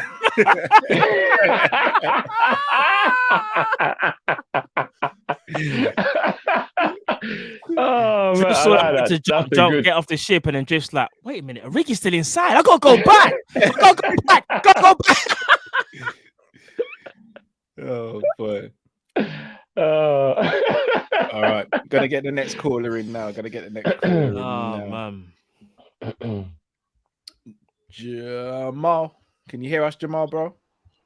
Yeah, can you guys hear me? Yes, you can. Yeah, what's going on, bro? Yeah, bro. I just have to say, yeah, Drifty, I like that idea you come up with. For me, it was Liverpool against Manchester City, the Coutinho goal. Bro, sorry, Jamal. Your time starts now, by the way, as well. Yeah, no. He's talking about his favorite celebration, mate. Oh, yeah. We'll do that after. Yeah. Calm. All right, Jamal. When Coutinho hit that like half volley kind of thing off of the company mistake, bro, I lost my mind. I'm not even gonna lie. What? Sorry. I thought you were talking about the other goal. So you're talking about 13-14, or you talking about 13-14? 13-14 when he hit that half volley off the company half clearance. Coutinho. Bro, you know how I felt? I don't know if you guys play Call of Duty. You know when you throw the smoke bomb, the flash bomb. Yeah. Yeah, and the noise it makes, bro. That's how I feel. I was paralyzed, man. I was stunned. I didn't even Jamal say was anything. like, Yeah. Because guys, it was the game. That game was mad because we was leading 2-0, and then City come back. I think it was Silva and a own goal. And when yeah, it was hit 2-2 at the time, I think, innit? Yeah. Yeah, it was, yeah. me, that was the most stressful game. But yeah, my 2 minutes. All right. Go So for it. guys, All right, my question is, all right. So I want you guys to do some on Coutinho and Hazard. Who is the better player? But I want you to break it down in like better ball retention, dribbling, shooting, and Carl's the judge. Coutinho. Perfect. Yeah. Whew! Coutinho is yeah. Jeffrey, you have Coutinho, and Matt, you have Hazard. But if you guys cannot agree, Carl could be the guy who makes the choice. So yeah, so shooting, passing, ball retention, dribbling, and clutch as well. Yeah. Shooting, so that's the passing, categories. Ball retention, dribbling, and clutch. Yeah. Yeah, and I want to have some fun with this one. Out of you three, who loves Liverpool and football the most? I want you guys to answer that. And yeah, and the last question is, guys, I know you don't really care about England, but you have to see the talent. I was watching some England games. The generation England have is mad. They have very, very good technical players. And I want to know what has changed in England football. Because, we always had good technical players in England, but they never used to come around like these. These you have like 5, 6, Rashford, Foden, Greenish. Because long time we only had like one come out, like when Rooney come out. He was really that guy, and then Joe Cole. But now all these stars. So what do you feel England has done to get all these world class players added? So yeah, that's my question, guys. Great question. Hey, Jamal just come through with some fire. I love it, brother. I love it. Yeah, and just one more thing. For the 2018 final, I was sick because it was my girlfriend's birthday. And I wasn't going to miss that game. So yeah, I think I was sick. and Karius did that. Hey, Jamal, you're a legend, bro. Hey, Jamal, sorry, hold on a minute. Hold on.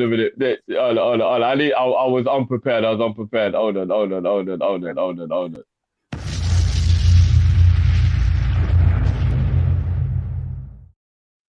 Yeah, Giomar, you're a legend for that. You're a legend, bro. And when Karius did that, I was so pissed. I think I was for that. But anyway, guys, peace. Yeah, blessings, bro. Blessings. Bless you, bro. All right. I love that. All right, so let's do Coutinho, Hazard then. So, Drift, you got to Coutinho. Shooting, passing, ball retention, dribbling, and clutch. Go for it. All right. Shooting, unquestionable. That's not even an argument. Ball retention, that's so close. I can't even lie. But for me, the reason why I go with Coutinho is because I feel like Coutinho actually didn't even need to touch the ball to duppy someone. Hazard is sensational. Don't get me wrong. This is no slander, but I got to back my boy Felipe. Hazard would always still manipulate the ball to do someone. If you actually think about it, did Coutinho grow up in America or Brazil? Because he was Harlem shaking all over enough, man, and they didn't know what was going on, bro. What was going on? Take that. Like, he was, you know what I'm saying? Like, he would duppy you, and he didn't even touch the ball. He just moved his body, bro. You know what I'm saying? Like, there was reggae in the background or something going on because he had man all over the shop. So I'm gonna go Coutinho on the kind of like ball retention. Passing, I'm still gonna go Coutinho. I don't really think Hazard. It's not that Hazard can't pass, but I don't really think Hazard was known for passing. Coutinho will spray a 40-yarder if he's got to. If there's nothing on, he'll see a 40-yarder and he'll spray it all the way across. So I'm going to go Coutinho for passing. And what was the other one? Dribbling and clutch moments. Clutch moments is difficult. I'm gonna go nifty on the clutch moments because I think both of them had a lot of clutch moments. On the dribbling, if I'm going to be honest, I probably think Hazard was a better dribbler because his success rate was better. But I think that's because Coutinho took more risks. I think Hazard was more of an A to B kind of brother, and Coutinho was like an A to B, but I'll go C, D on the way. Do you know what I mean? He was like a throwback. Coutinho's old school. He wants to entertain by making people look stupid. But Hazard was more driven. He'd be like, I just got to get from here to here, and I'm just going to get there. Do you know what I mean? So I'd probably say Hazard on the dribbling, but that's only because Coutinho took more risks. Fair enough. Matt, shooting, who you got, Hazard or Coutinho? Shooting, I have to go Coutinho. I think when it comes to long range, Coutinho, some of the strikes that he scored for us, sensational. Eden Hazard ain't got that in his locker. However, I will say this though. Passing. If we're talking about inside the box in terms of one-on-one finishing, I think Hazard might be better than Coutinho though. Fair dues. Yeah. But you know what? You're actually right, because Hazard was a lot better at getting into the box like that. Coutinho didn't really make those runs into the box the way Hazard did. So I agree with you. Outside the box, Coutinho all day. What's the next one? Sorry, Cal? Passing. It's tough, because one thing I would say is Hazard does love like a 1-2, and he has got incisive passing. Hazard got quite a few assists as well. And if I'm not mistaken, the best year he had, I think he got 15 assists.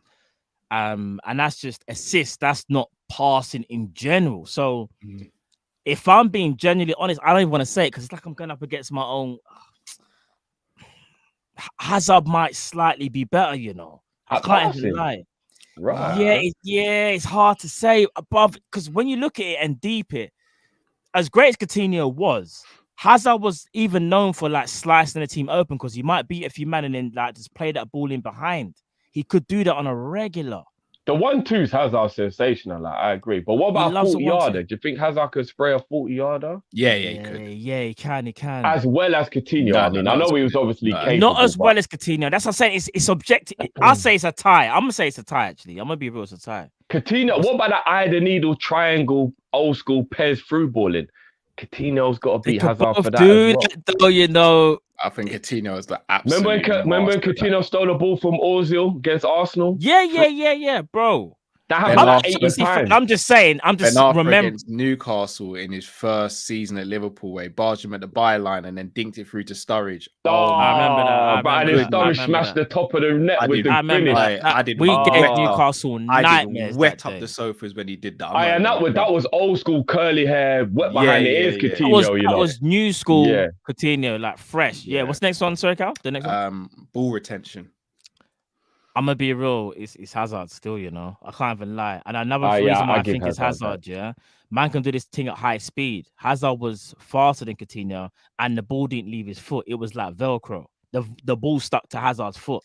I don't even dribbling though, Matt. No. I'm gonna get to dribbling in a minute. Okay. The ball retention thing. I'm talking about getting from A to B. The ball don't leave your foot. There's no space, and you're going at high speed. Remember, Hazard was faster than Coutinho and can travel fast with him, and the ball never left his foot.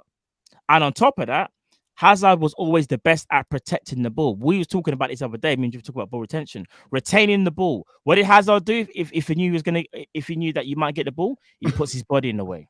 No one ain't getting the ball of Hazard, So yeah. What's the next one? It's caught me still. Well, he is now on bigger retention. Food retention. What's the last one? Dribbling. Dribbling and clutch moment. I'm not gonna lie, with a dribble thing. I hate to say this, but retention. I hate to say it, guys, but it might. I think it's Eden still. If you're talking about, no, but I said dribbling. Apologies. If we're talking about getting from A to B, I think, but I hate to say it, but I probably trust Hazard more to get from A to B than Coutinho. But you agree with me that he takes less risks, though, I guess. Yeah, but I think Hazard was more like focused. What it is that Hazard is better at protecting the ball. That allows him to be a better dribbler. He's better at protecting it. Do you get what I'm saying? Hazard has a messy style of dribbling where like he just makes sure the ball is right on his foot the whole time. The space between his foot and the ball is not even there. It's not there. Clutch. I'm not gonna lie. I'd say it's Coutinho, but I don't know whether I'm doing a disservice to Chelsea. And again, we're Liverpool channel, but I don't know if I'm doing a disservice to Hazard because when they won the league, I know it's not necessarily, winning different titles, so to speak, but that season that he had, his best season, if we compare it to Coutinho's best season, there's an argument that maybe Hazard was a bit more clutch in certain games. There is that argument, and And I love Coutinho, but Old Trafford, Europa League quarterfinal. bro, I remember. Body paint, I told you, he don't touch the ball. He does you with a Harlem and again, shake. this ain't really a and clutch then he moment. chipped the best goalie in the world at that time. This ain't a clutch moment, but do you remember what Hazard done to Arsenal when he just duppied about 3 men and made them? Oh yeah. But if man's gonna start climbing on backs and asking for piggybacks and that, I'm not really gonna count that. No, but I thought we just gotta give man credit for what he's achieved. Yeah. Man started there. I thought he was trying to be his girlfriend, bruv. Man was all like, yeah, carry me, lad. I'm like, what are you doing, bruv? Get off me back, blood. Someone said Hazard Europa League final as well. Hazard versus Man United 2015. Yeah. He moved Hazard's got a brace. This is the thing, like. I've still got Coutinho for clutch. Do you know what's nuts, yeah?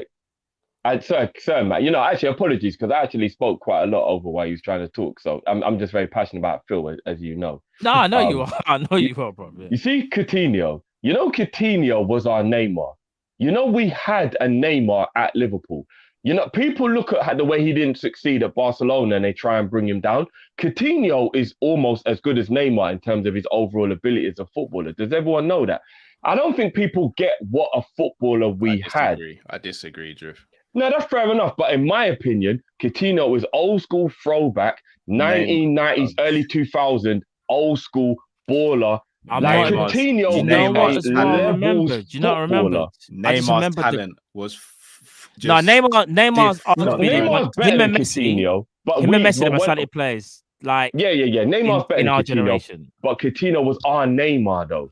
Like if you want a player that's going to get close to being like Neymar without being Neymar, we had him. Coutinho was that guy who's not as good as Neymar, but if you're trying to find someone who can emulate that to a certain degree. Coutinho is that guy. No, he's There's our a reason Neymar. Why they paid 146 mil for him, This one's going to hurt, guys. But do you remember what Hazard done to us at Anfield?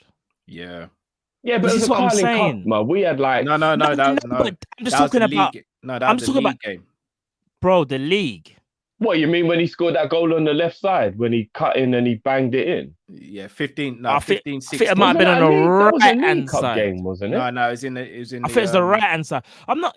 No, he scored two. So always turned up against us. It used to frustrate me. Yeah, he scored the one where he nutmegged Moreno and then blasted it past Mignolet. He scored another one where he picked up the ball on the right-hand side of our defense and he just kept the ball for ages, then just started dribbling and then scored against Mignolet. That was the last home game of that season, which was the 15-16 season. Bro, and then Benteke scored equaliser. Hazard was a sensational footballer. There's absolutely no doubt about that whatsoever. No doubt about that whatsoever. Let's move on. I'm going Coutinho overall, but Hazard was still sick. I'm going Coutinho. I just had to pop a 5 for Hazard. Yeah, I know. Because I think he's a baller still. He's a baller. He's a baller, man.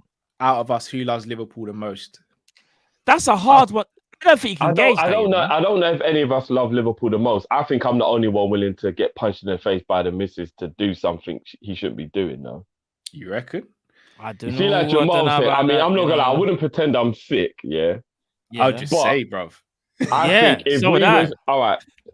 Actually, no, do you know what? I'm not even gonna bait you up, Matt, but I'm not gonna lie, the christening you showed your loyalty still. Just to let you guys know. I'll bet myself up. There's an event that's happening. Just already baited it up. It was a christening. I'm not gonna say whose christening it was. There was a christening, and I had to be somewhere. Like obviously, like people at the yard and that man had to be moving out. The game was on. And I was getting daggers left, right, and center. I might as well have had a plate dashed in my head. And again, I don't know whose yard I was in, but there was plates that could have been dashed. I'm just saying. Just putting it out there. What I'm saying is this. I'm just gonna say this. Now though, says Cal be sleeping in Liverpool kits and name these kids after players. That's true. That's true. Also, Champions League final 2019. That was our wedding anniversary. We watched the game at home. You know what? Yeah, I think Drift. Let me just get this. I've got one to counter that. Drift. When my son was born, when I phoned you, what's the first thing I said to you? Can you remember? I'm not saying it on camera. Can you remember what I said though? Can you remember what I said? Yeah. Well, I'm not gonna bait you up that much. No, do you know what? I think it's fair to say that I think we're probably level pegging. We're probably level pegging. Man doing some mad stuff. Shouldn't be The allowed. only thing I will say that I'm more than you lot is I think I take longer to get over the disappointment of something. Ask Iona if that's the case. Fair dues. Oh, you put on a brave face then, because you feel to me like you're on the stream. I do. On the stream, I do. I was gonna say there's a lot that goes on behind the scenes. I'll say it's fair. I will say it's fair to say it's 33.333 for all of us. I think it is because every man's done some mad stuff just to make sure that they're fully involved in the cause. We still do for real, even now. There's actually holes in the door that I've punched in through frustration. Yeah, no, we're all. It's 33.333. I think we're all as bad as each other. Every man's got some mad love for Liverpool, bro. You know when you think you're the only guy, and you see a next man, you're like, raw. Just like me. Listen, that's why it works. You know what? Yeah, when me and Cal was both at the studio and I saw he had a Liverpool flannel, I said, that is my Me and this brother here are going to get along fine. 100%. It's like man when I make has a Liverpool barbershop. flannel. What are you saying? Man wipes the sweat from his forehead with the liver bird. That's my type of brother right there. When I met Cal at the barbershop, fam, I was like, there was some debate going on, and I remember Cal, I can't even remember what he said, and I was looking at him, was like, this is my guy, you know. I think we were defending something, like from back in the day. I started reeling off stuff. I was like, and I was like, this is my guy, you know. You know, you've been walking through the carnival. You know, you've been walking through the crowd at carnival, and you just see Cal with a Liverpool flannel hanging out the back pocket. You'd be like, "Yo, brother, I'm like, I don't even know, man, bro." Bro, that's what I do, bro. You see, if I'm out, bro. The other day I was at the gym and I see someone in a Liverpool top, bro, and I just went up to him and just did that to myself. Oh, bro, that's universal. That is universal. Every time you see a man in a Liverpool shirt, you just give it that. Yeah. Everyone knows. Every Liverpool fan knows. That's it, bro. It don't matter what it is, bro. You know what I'm saying? Like, I see a little kid running around, even if he's being a menace. If he's got a Liverpool kit, and I'm like, he's all right. Good kid there still. You got a good kid there. You know what I'm saying? But he's dirty in the kit rolling around. I pick him up. He's getting the kit dirty. Pick him up. You got a good kid there, though. You know what I'm saying? Also, Jamal asks, what's changed in the English game? Why we get so many techie ballers? Do you mind if I answer this one? Yeah, go through, bro. Yeah. Foreign players coming over and showing us that there's different sides to the game. 100%. Simple as. Like, people complain that there's too many foreign players in the league and all that. Without these foreign players coming to the league, we don't pick up some of the nuances and the different types of football and strategies and stuff. You look at some of the best managers to have managed in the league, barring Sir Alex Ferguson. I was going to say, Cal, foreign managers are part of that as well. Foreign managers, like, you can't sleep on the impact they've had on the Premier League, but also the England setup. And there's a reason why a lot of these players are a lot more technically gifted than they used to be when we were growing up, should I say. Plus, you know, Cal, like, you're bang on the money. The thing I'll just add to that is, now managers and youth players in England have realised, let the kid express himself. We've had skillful players in England the whole time, but everyone was always just so long ball, hit it, be direct. And now players have realised, coaches have realised, no, let that kid express himself. Let him become a Joe Cole. Let him become a Paul Gascoigne. Don't like condense him in and stop him from expressing himself and being that guy. Do you know what I mean? So yeah. Facts. All right, gonna get in our next caller. It's been a little while. Cal's Netto Army, can you hear us? Yo, bro, what you lot saying, man? You guys can What's going on, bro? What's going on, bro? It's been a while, bro. It's been a while. Guys, it's been a while, man. And to answer you guys a question, it had to be the best goal. The goal that I went mad for the most was Glenn Murray against Brighton in the last day of the season against 18-19 against Man City. For those 24 seconds, I was fucking absolutely lovely. Like, I've celebrated Liverpool goals, but I have never celebrated a Liverpool goal like I celebrated that day. I actually thought we're gonna do the double. Then I see that Pep Guardiola take off his flipping jumper, and I was like, yeah, they're about to get packed in. They're about to Yeah, I remember my brother looked at me when that goal went in and he went, is this gonna happen? And I remember I was like, Nah, I'm not gonna say nothing. I'm not gonna say nothing. And Man City scored like 4 minutes later. It's like, fuck's sake, man. Yeah, I was like, fuck this, man. I was like, 100%, man. Go on then, bro. What you got for us tonight? I've been starting 2 minutes now, bro. Well, today I just wanted to quickly talk about our squad depth and our players in different positions. I think starting 11 wise, we've got a great team. However, I'm still not convinced about our squad players, because if I know this no disrespect to you guys, if you guys are worried about Oxlade-Chamberlain starting against Watford, what are we doing here? Why should he be a part of the club? Like I'm not even trying to banter. I'm not taking the piss. If you guys are scared about him starting against Watford, what chance does he have to start against any other team in the Premier League this season? Like, we say that we have squad depth. We say we have Oxlade-Chamberlain. We say we have Naby Keita. We say we have Takumi Minamino. And listen, Drifty, don't dup me when I say this. You say we have Divock Origi. The guy doesn't start. What's the point? Divock Origi. Like, let me ask you a quick question, Drifty. When was the last time Origi scored a Premier League goal? It was a while ago still. It was a while ago. It was a long time ago. It was. You can't even count the Lincoln goals, the Norwich in the Carabao. When was the last time he scored? And this is not even to banter. Like, to all of these players, what's the point of them playing? Like, you give them minutes, but you know they're not going to give you any output. What are they good at? What's Divock? Like, this is not even me to be bantering. Naby Keita, if he starts, what is he going to injure the turf again? brother, he's going to injure the turf or something. He's going to get his leg brushed up on that, man. Man, I swear to God, the guy probably knows the physiotherapist more than the football pitches, man. Man. Piss me off, man. And this is my problem, man. Our squad depth, innit? We say we've got squad depth, but what squad depth if every time we start them, we're scared? That's my question. Like, what's the point of calling squad depth if players like Takumi Minamino, Divock Origi, James Milner, like, I don't trust him. Like, all of these players, like, we say we have squad depth, but I don't think we have it. And another question is, to Matt this time, bro, is Neymar overrated? Yeah, finish. I'll send that to Kall because you two rate him highly. It's to Kall. Kall, is Neymar overrated? Okay, flip me. You're gonna. Big up yourself, Neto. Big up, man. Big up yourself, bro. Enough love, bro.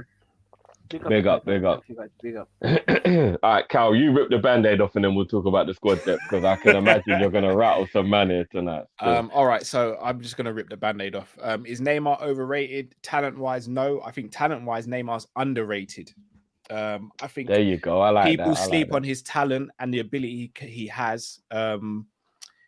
And I think that's because of he's playing in quote unquote the new generation. So people automatically say, well, if he was in the Ronaldo, Ronaldinho era, he wouldn't be sort of revered as much. Well, I disagree with that. I still think he'd be held in high esteem. But I do think he's underachieved in his career because I think he should have been up there with the Messis and Ronaldos in terms of accolades, in terms of personal development and personal accolades as well. And I think the reason he didn't is because he left Barcelona and went to PSG when I think even he will say in hindsight he should never have done. Plus, he, in my opinion, turned into a bit of a prima donna too early in his career. So I think he's overrated in terms of how people rate his career, but I think he's underrated in terms of the talent people give him credit for. That's actually a very good assessment. Can't even complain with that still. Cool. Thank God, but I can switch off. Can't complain with that still. Babe, switch off the alarm. It's calm. Thinking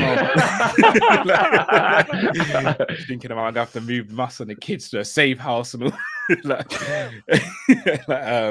All right then, squad depth, guys. I gotta be honest.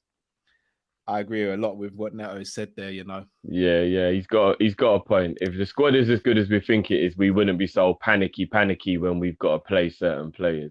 He's got a point. Am I not mistaken? We're in Norwich. Sorry, not Norwich. We're Watford in the league right now. I'm just going to check. 15th. They're definitely down the bottom half. Yeah. I think they're 15th still. We shouldn't be like, and again, I've got them coming to get relegated this season. They won a game for a minute. We shouldn't be couple worried. of draws. You know, actually, this is a good time to talk about it, Matt, because we realised, obviously, we was running out of time in the preview. We forgot to mention the new manager bounce that might happen with Ranieri, the Godfather, being their new manager. Is it a good time to play him in his first ever game when he hasn't quite got the rhythm? Or is it the worst time because maybe they might just be hyped it's like I don't actually know what the best time is to play a team with a new manager. The new manager always brings that kind of confidence in any team. Like, so when that new manager comes in, everyone's like, no, I want to impress him. Because some people might think they might get a fresh start, and they will. Yeah. You might look at them and think, yeah, do you know what? I kind of rate you. Like, you didn't really get a chance before. Like, a bit like Rudiger, dare I say, at Chelsea. Lampard was like, I don't really rate you, you know? Like, you come across as the big man and that, but when I put you in like a back four, whatever, you're moving mad. And then my man came along and was like, I'll play you in the back three and let me see what you can do. And he kind of took it upon himself. But even when I look at Watford, I think to myself, even if Claudio Ranieri gets them on the hype, we shouldn't be concerned about that because they are still Watford and they're in 15th place for a reason.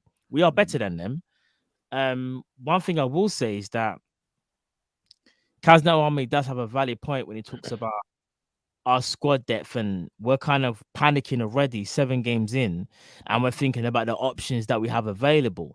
And we got options, you know. It's just that we don't really rate the options. So we always kind of go back to, no, we need a Thiago, we need Fabinho, we need that. I would say more we don't trust them, Matt, rather than rate them. Well, no, but it kind of goes hand in hand. We don't rate them because we don't trust them. So it's like saying, he's good. He's good, yeah. Nah, he's sick. Okay, fair enough. I rate I rate them. I just don't trust them. Do you get what I mean? Yeah, I'll rephrase that then. We don't trust them. And that's a big issue. Like, I don't know if you man have seen it as well. Like, Curtis Jones is injured as well. Klopp is not happy. Yeah. That's another one down. I'll put him in my starting 11. It's like, so that means it's a Henderson, a Milner, and a Naby team. Naby or Ox. Naby, Ox, Hendo, and Milner. They're the only 4 midfielders that are actually available. There's a 4-man rotation. Yeah. So that's 2 injury-prone players, 1 kind of injury-prone player, and 1 36-year-old. And do you know what's gonna hurt me the most? It's when I wake up tomorrow and I see the starting lineup and I see Naby Keita's on the bench and he played like 3 games, no injury problems, nothing. And then Klopp will be like, he needs a rest. Like, you know what? Hearing that, Matt, I'm even more for Bobby plays in midfield now, you know, and we put Jota through the middle. I'm even more for it because at least Bobby is reliable. Do you get what I mean? Like, no matter which way you look at it, Bobby is more reliable than Ox and Naby. And even so much Hendo, like as Cal pointed out, like Henderson's injury record is kind of racking up. And you lot know I'll always back my captain, but his injury record is getting bad. Like I hear that. That means the only player in that 4 that's not injury prone is the 36-year-old. But is he gonna go 4-2-3-1 against Watford? I don't see that. That's crazy, man. You know what I mean? I don't. That's the problem. Guys, I gotta stop you for a sec. I got a shout out to the main man himself, Saint LFC. People. We're blessed here. We're blessed. Saint. First, people, please go over and subscribe to Saint LFC TV. Aye, that's our guy, you know. 100%. Please do that. Please do that first and yourself, foremost. And make sure you support him just like you support us, one of our favorite Liverpool tongue tape creators out there. So big up Saint as always. 100%. Big up. Even if you subscribe, because he's got the cutest family I've ever seen in my life. Trust me. Yeah. For real. Big up Saint. Taki, does Taki have a shout to start for this game? I personally don't think so. Not in midfield. Klopp won't. He might do I know that's Demo's guy still. Demo rocks for Taki like I rock for Origi still. Look, Demo rocks for the underdog though. He does. But you know what? I can't. At the moment, I can't have a rebuttal to Demo because Demo did highlight Nat Phillips from early. Yeah, he did. Now Dean pulled it out of the bag, so he did. Minamino could be. Nah, you never know though. Maybe Klopp does pull a surprise and go 4-2-3 or 4-2-3-1, and put Taki in the 10. But as we kind of know, he can be very stubborn when it comes to formations, and it's almost like I'm already expecting the 4-3-3. I just don't know which one out of Ox or Naby's gonna start because he never really plays them together. So it's gonna be a Henderson, Milner, and a whoever you think it's gonna be. Do you know what's so good about what official just said there? As somebody who suffered with a really, really bad back and groin injury when I was younger, it does take it out of you, you know. Every time you go to do something physical and you remember that bad injury you had, it does like mess with your mental, you know. Yeah. It actually does mess with your mental. No, like they say, like with a fighter, Cal, where when they've been knocked out and they've never been knocked out before, all of a sudden they worry now about being knocked out, and then you kind of see, like AJ is kind of a prime example. I actually think AJ is just more lacking confidence than ability. I think he's been knocked down so many times now. He's second guessing himself about being punched in the face now. I don't think it's that with AJ. I think it's he wanted to show he's a better boxer than people give him credit for, but he chose to do it against the wrong opponent.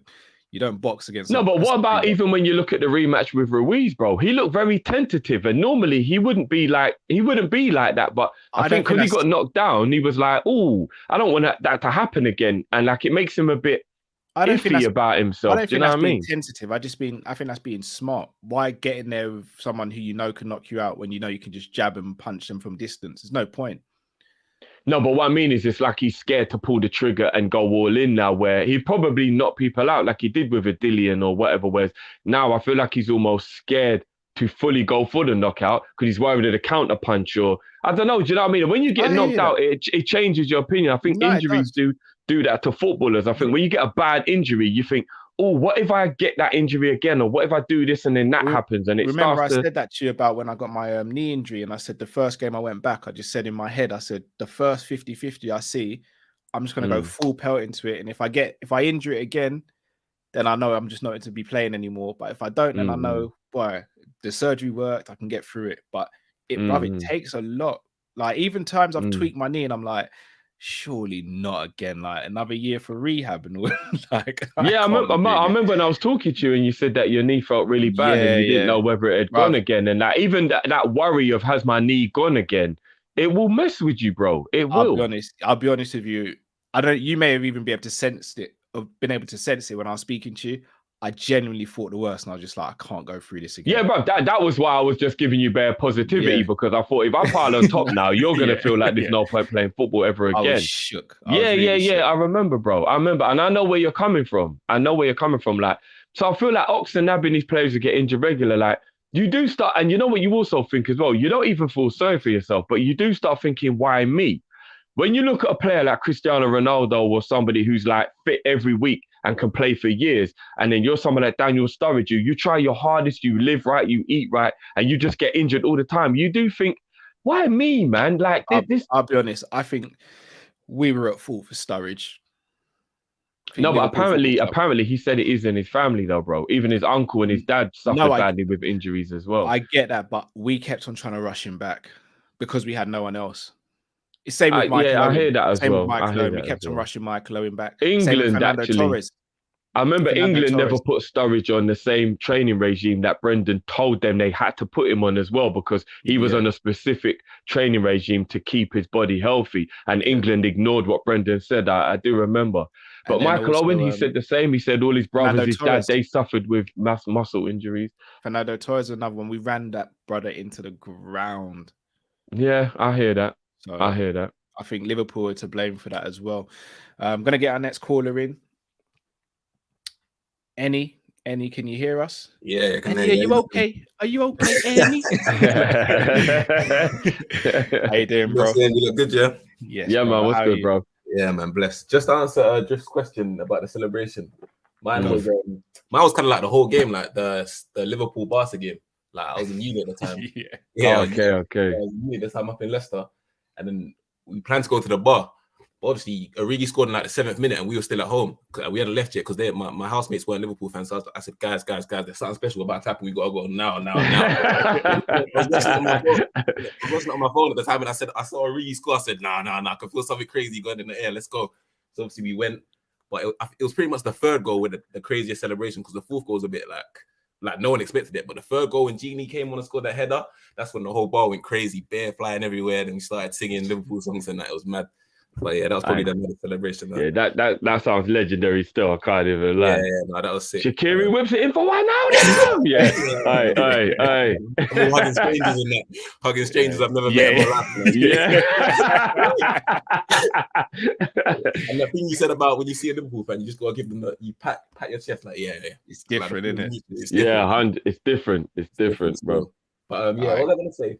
Gonna start 2 minutes now, bro. Go for it, okay, bro. cool. Yeah, no, it's nothing really too much. I was gonna say, like, do you guys think? Well, no, actually, in my opinion, I feel like Chelsea are a bit overrated. Like, I know they're top of the league at the moment. They play my guy. Gee, what's going on, bro? What's going on, bro? What's going on? Hey, you know about the Jerk Lamb as well? Hey, come on, bro. Any, I swear to God, like, listen, come on. What was I saying? Yeah, man, are Chelsea a bit overrated? Like, I know they're top of the league, but like, let's not forget they finished 4th last season, barely scraped 5th. No, barely scraped 4th. Sorry, like last year of the season. If it weren't for Leicester bottling it, let's be honest, like they would have finished 5th, and that could have affected how they performed in the Champions League final as well. I know they actually went on to win it, so we got to give them credit for that. But it's like a cup competition at the end of the day. Like Rebel, Di Matteo won it as well. Like still give them credit, but like I feel like we're going a bit overboard. Like I'm seeing people saying, yeah, they're massive title favorites, but I go through their squad. Ziyech hasn't performed. Pulisic is always injured. What's his face? The guy who scored in the Champions League final. Fucking hell. Havertz, massively overrated. He scored like 4 goals since he's come to the Premier League.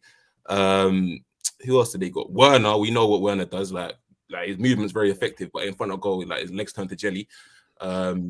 Their midfield's all right. Defensively, they play that back three. I still feel like if teams attack them, like they can get something out of them. I just feel like they're being massively overrated. I'm not saying they're a bad team, but I just feel like we're going a bit overboard, and actually see them finishing that 3rd or 4th. So I just wanted to get you guys' opinions on that. We're gonna chop that now, but I'm gonna lie to you, Any. We've said a lot of this stuff behind the scenes, so we're gonna say it out loud now. You're gonna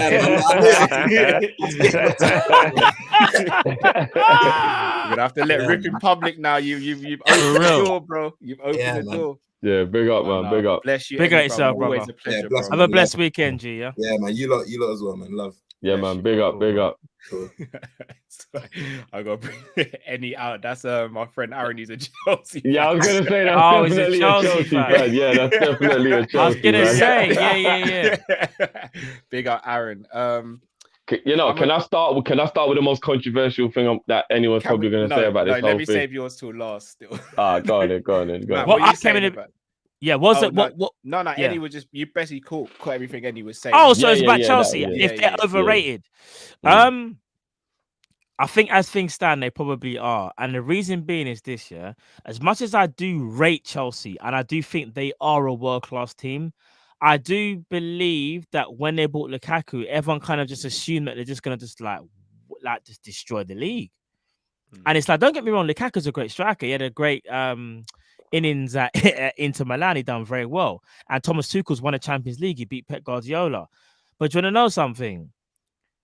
You have to look at things into perspective. And Tuchel, I think, came at the right time. We got the confidence from the players at the right time as well. As I said before, he got players on his side like your Rudigers and whatnot that weren't playing. And I do feel like the honeymoon period is kind of over.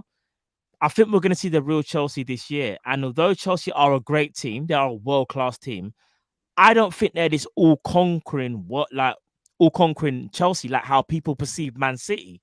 Like, in my opinion, I still think Man City are going to finish head and shoulders above Chelsea. I just genuinely do. And as much as I rate Tuchel, I think he's a good manager. But again, I don't think he's this all-conquering, like, amazing manager. And when people start comparing to Klopp, it's like, come on, man, that's a lazy comparison. That's almost like trying to say Wario is as big as Mario. We know that's not the case. Wario's the side man. He came in Mario Tennis, like he's any guy. Came in Mario Golf. He's not the guy. He might look good. You might be able to use him in Mario Kart because he can do his thing, but he's not the same. So I think we just have to Wario, pump the brakes. He ain't Klopp. He's a good manager, but let's see if he can build at Chelsea. Because you want to know something? We always say this about a Chelsea manager, and then 2 years later or a year later, he's gone. So let's just see what happens and pump the brakes and see what they can actually do. Matt, I completely agree with that. I've said I think Chelsea are going to improve on last season, but I do think they'll finish 3rd. I think Liverpool finished 2nd. I think City finished top. Lukaku is kind of what he's always been. He's a bullier of the smaller teams, but it works for Chelsea because they didn't have anyone bullying those smaller teams last season. So they will pick up more points and be better than they were last season. But yeah, in terms of people saying that they're this all-conquering team, if they had signed another play, like when they went for Hakimi, for example, if they got someone like a Hakimi, maybe even a Kunde, then I'd be sitting there saying, you know what, maybe they are the real deal, but they haven't. And again, Hudson-Odoi as well still hasn't really shown what he can really do, even though he's got potential. Havertz, potential through the roof, hasn't shown it. Ziyech, been poor in my opinion. Werner, been poor. Pulisic can barely get on the bench, let alone on the pitch. Saul, a player that Liverpool fans wanted for fun, wanted like non-stop throughout the summer, doesn't look like he's fitting into the system. Kovacic, excellent. Kante, excellent. Jorginho, again, I think he's a bit overrated, but he's been playing very good recently. And then defense, what I will say, Mendy is very good in the stick.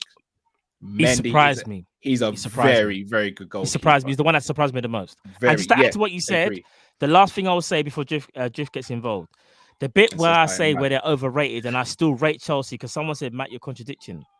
You know when I can say a team is world class, I'll say this. They are world class. But when any says, are they overrated? Yes, because when they start talking about Jorginho as Ballon d'Or, that's when I have to be like, you know what, let me just switch off. Because as good as Jorginho is, are we going to sit here and say he's had a better 12 months than Lewandowski? No. No, did he have a better 12 months than Messi when Messi was still at Barcelona? No. Did he have a better 12 months than Salah or Benzema or even his own teammates Kante, who was putting in performances week in, week out during that Champions League run? Just don't get me wrong, Jorginho is a very, very good player and he had an amazing season. But to say Ballon d'Or, I'll put you like this, people. If Virgil van Dijk, that's why. This is my closing statement. If Virgil van Dijk can't win the Ballon d'Or in the 18-19 season, where it's one of the best seasons you've ever seen from a player, not even a centre-back, what makes you think Jorginho deserves it over Virgil van Dijk? And I'll leave it there. You mad? Crazy, bro. Crazy. Drift, I've collected all these receipts from what Matt is saying, and on the bottom of every receipt, it just said facts. There's no price. It said facts. Yeah, bro, I've seen them, bro. Can't even do the taxes, bro, because it just says facts on there. I've seen them, bro. I've seen them. No lies here, bro. No lies here. No lies here. What's the madness you want to say, bro? Right, I before I start, I do believe that Chelsea are definitely capable of winning the league. So if they win the league, I wouldn't be surprised. They are definitely class. Yeah, they are. But they are a top team. That's no doubt. But what Annie's saying is true, though. They are overrated. The way I think people are like, they signed Lukaku, and I said it. I don't like doing the whole I told you so. Lukaku is a good striker. There's no doubt about it. But he's a Broad Street bully. I've told everyone. Why did everybody believe because he went to Italy and started to eat right, that all of a sudden he was Cristiano Ronaldo when he's going to just be having clutch moments, banging in goals against any and everyone? No, he's still him. You can, do you know what I mean? Like, you can dress it up. You can spray a little aftershave on it and make it smell better, but it's still what it is. Like, Lukaku is always going to be Lukaku. Do you know what I'm saying? So he'll bat up the little boys and occasionally score past the big boys. But generally speaking, he's not that type of guy that has a Messi, Ronaldo, Lewandowski level of thing. Drift, just quickly. So, Drift, just to stop you, I've got to say this shit. You know that saying where it's like, you can take the Timberland boots off the man, but you can't take the man out of the Timbs. Bro, that is Lukaku. Am I lying, bro? No, it's Am I real. lying? It's Then real. Timberlands are still there. Yeah, bro, it's real. And don't get me wrong, if you boot a man in his head in Timberlands, it's game over. Do you know what I'm saying? But what if a man's wearing plimp soles? He's light on his feet, bro, and them Timbs are going to weigh you down, bro. So what I'm saying is... Shoe zone. So again, Chelsea are definitely capable of winning the league. There's no doubt about that. And they are still a scary-ish team. Like, don't get me wrong. But I said it before, I'm not going to go on my Tuchel rant. Matt kind of did it a little bit for me. That whole Tuchel's in the Klopp and Pep bracket is fucking ridiculous. I'm not even going to dwell on that again. Jim he's got Klopp. What are you saying, man? We take it out tonight. What are you saying? No, Forrest Gump, yeah? Hold on. So, again, links. I agree. Drogba was a bully. No, Drogba was. Drogba bullied everybody. He was like he for didn't real. discriminate against. Yeah. True. I see Drogba bullying man the other day, bro. For real. Drogba bullied that guy. He bullied the different. bullies, innit? Like, that's what Drogba was. I used to think Drogba's Jericho was his power. Man's bald and he's still slapping him in his 40s, bro. Yeah, you know what I'm saying, bro? Drogba's Drogba's different, sick, bro. Do you know when I had the real love for Drogba when I saw what he did for villages back home in Africa? I was like, do you know what? Forget the Chelsea thing. Drogba's a real one. Like, he is actually a real one. Yeah. But yeah, so here's the controversial part. You see, we're always giving the slander to like certain men, and we're bigging up certain man based on old reputations and maybe a little one-off moment here or there, or whatever. I'm gonna say it straight. For me, Timo Werner is actually the best player Chelsea have signed in the last 18 months, bar Lukaku. Mendy. I was gonna say I'm still going to hold a pause on the goalkeeper while there's a three at the back and he's more protected. I agree he has done way better than we thought. But while there's a three at the back and there's Kante midfield and they're more protected, I'm still reluctant to see what he's like when he's under constant pressure. But I take your point. I take your point. But you see, hold on. You see that Havertz, you see the Ziyech, you see all these men that them man are bigging up and rating and all these men, yeah? Signing, in my opinion. Again, he's protecting that. You see, Werner, here's what I'm going to say. I know Werner's finishing. Dead food, bro. I know Werner's finishing has seemed very whatless, but I'm not going to stop paying attention to the intelligence of the runs, the threat, and the constant having to worry, regardless of whether he might miss the chance, he's always a threat. For me, Timo Werner is harder to mark and more of a worry during the game than Ziyech, Havertz, and enough of these men. The only man in that Chelsea team I'd be more worried about than Werner is Mount. Come at me if you want, that's fair. I watch Chelsea a lot. And for me, if Werner actually got over his fear of heights, yeah, and stop getting them nosebleeds that he never got in Germany, I actually think there's a chance that Werner could actually go on to be an absolute G for Chelsea. Werner did get those nosebleeds in Germany. It's just that he got more chances in Germany. I don't know. I don't think he got nosebleeds in Germany, you know, bro. He was pretty clinical in Germany, bro. Aaron said drifty out.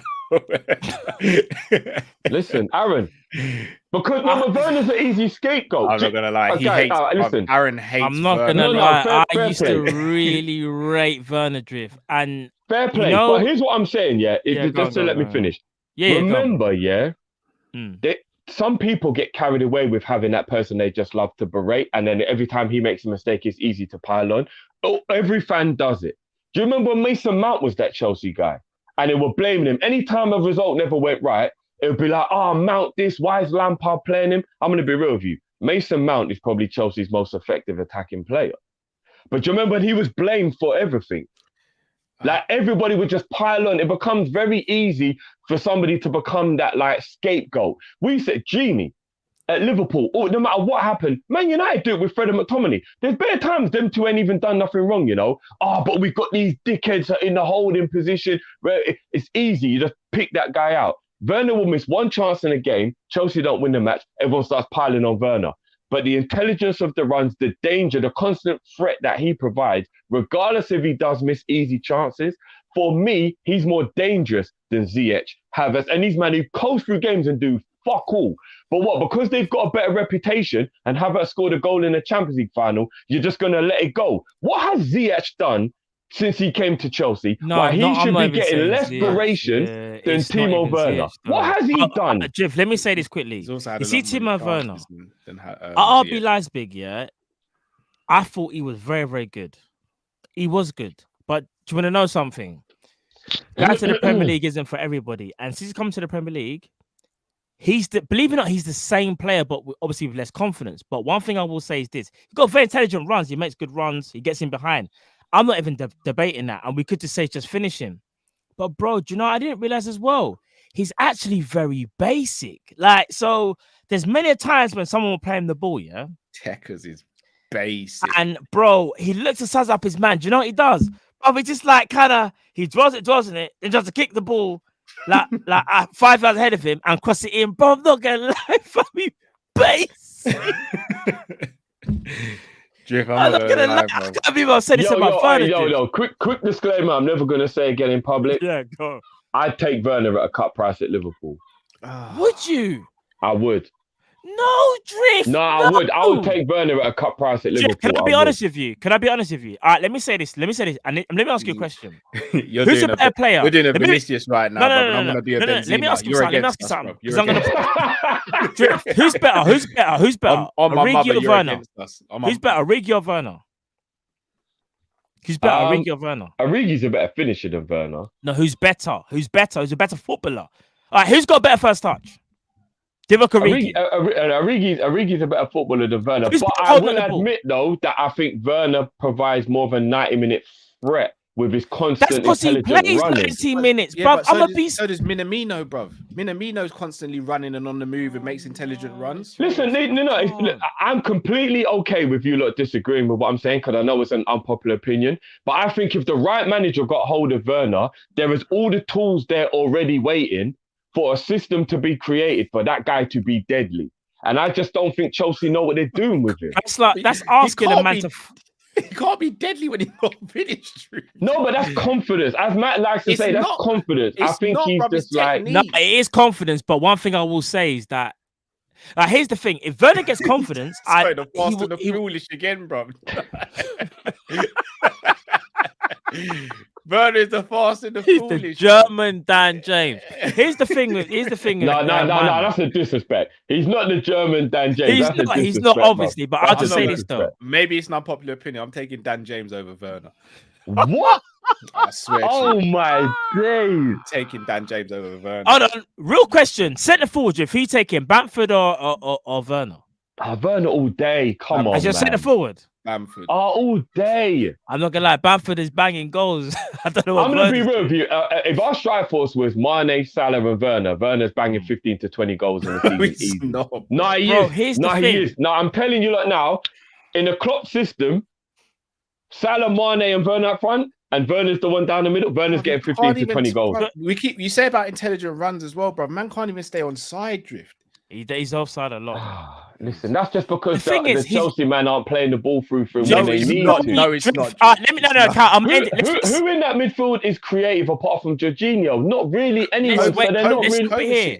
Guys, creative. All right, let's move on. Guys, let's stop it here. This is the last thing I'm going to say, and we're going to stop it. So I have to get this out. Drift, if you take away Werner's pace, what does he have?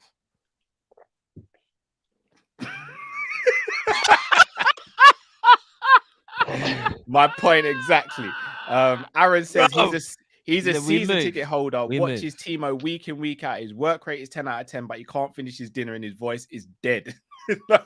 Oh yeah, his voice. Yeah, it'd be difficult to hear him talk after the game. Someone says movement. I still believe if Chelsea let Werner go for 25 mil, Liverpool paid it, it'll be actually worthwhile. I genuinely do believe that. No, fully agree. Someone actually corrected me. They said movement. I fully agree. But if we're just gonna say movement, his movement is amazing. No, his movement is amazing. His movement is good. No, that's not. It is, man. It is. He's always a threat, hold on. guys. We strip away his pace, and the only thing he has is movement. I find that kind of mad because there's other abilities out there that a footballer can have. So that means to be a footballer, you just gotta have movement. Then that's what people are telling me in the comments because I ain't seen no one else say nothing, other than movement. Come on, someone give me something else what he's got other than movement. He hasn't got the capacity, bro. He ain't got nothing else, bro. Come on, someone tell me. See, listen, his movement is underrated. His movement. I want to see more than movement. I'm fully okay with you not disagreeing with me. You know what I'm trying to say. I just feel like Timo Werner is actually getting more stick than he actually should be when you look at some of the other signings they've made who are actually not doing anything. But for some reason, because Werner's got more highlight reels of like misses, he's the easy scapegoat to jump down his throat. He's not doing his job, but he's getting the most chances. He gets a bag of chances because as everyone's he's not performing. You know what it is? He's not performing to the best of his ability. I fully agree. But when I watch Chelsea and I watch Werner, I do think, you know what? If he just gets his confidence back, this brother is actually dangerous. So that's all I'm saying. That's all I'm saying. Sorry, the last thing I'm going to say, I know I said end it. Someone said pace and power. Where's the power? No power there, what man. Power? No, loud. No, people, this is what I'm saying. Don't get in. That is crazy. He'd be brilliant on track and field. Yeah, just say pace. Don't say pace and power. Where does the power come into it, people? All jokes aside, and I'm not even trying to disrespect him, Werner, by the way, because I wanted him in the summer because what I saw in Germany is not what I'm seeing now. But you want to know something? Sometimes in life, not even saying life, that's a bit harsh to say. I'll just say this: in football, where he's gone to a level, you can kind of see maybe Chelsea's that a bit too high for him, and that's no disrespect to him, Werner, because he can score goals, but Yeah, I ain't seen them. I'm gonna leave it there. All right, let's bring in our next caller. Jerry, can you hear us, Jerry? Jerry, you there? Jerry, you there, bro? Jerry Div. Jerry Div. Jerry, if we don't hear from you, we're gonna have to let you go, bro. Yeah, I've been the next caller's Jerry, you know. Sorry, Jerry, bro. Maybe he fell off his chair when he heard that Timo Werner had power. You're gonna have to let you go, Jerry. Sorry, bro. Gonna bring in our next caller. The one, the only. He used to be on the dark side, but he's on the light side now. Call him Anakin Skywalker. Come on. LL himself, Liverpool League. Come on. Liverpool League. We here. But you know what? I wanted to come with all the nicest, but you man hurt me today. You man hurt me, bro. And I'm gonna come to it. But let me say my 3 little celebrations, innit? My first one is every time Arsenal concede, bruh.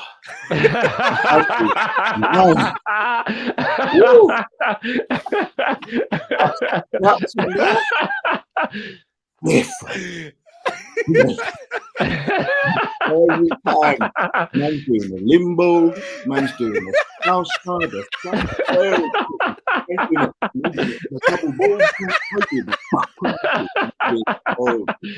every time. My second one, my realest one, I had 3 actually.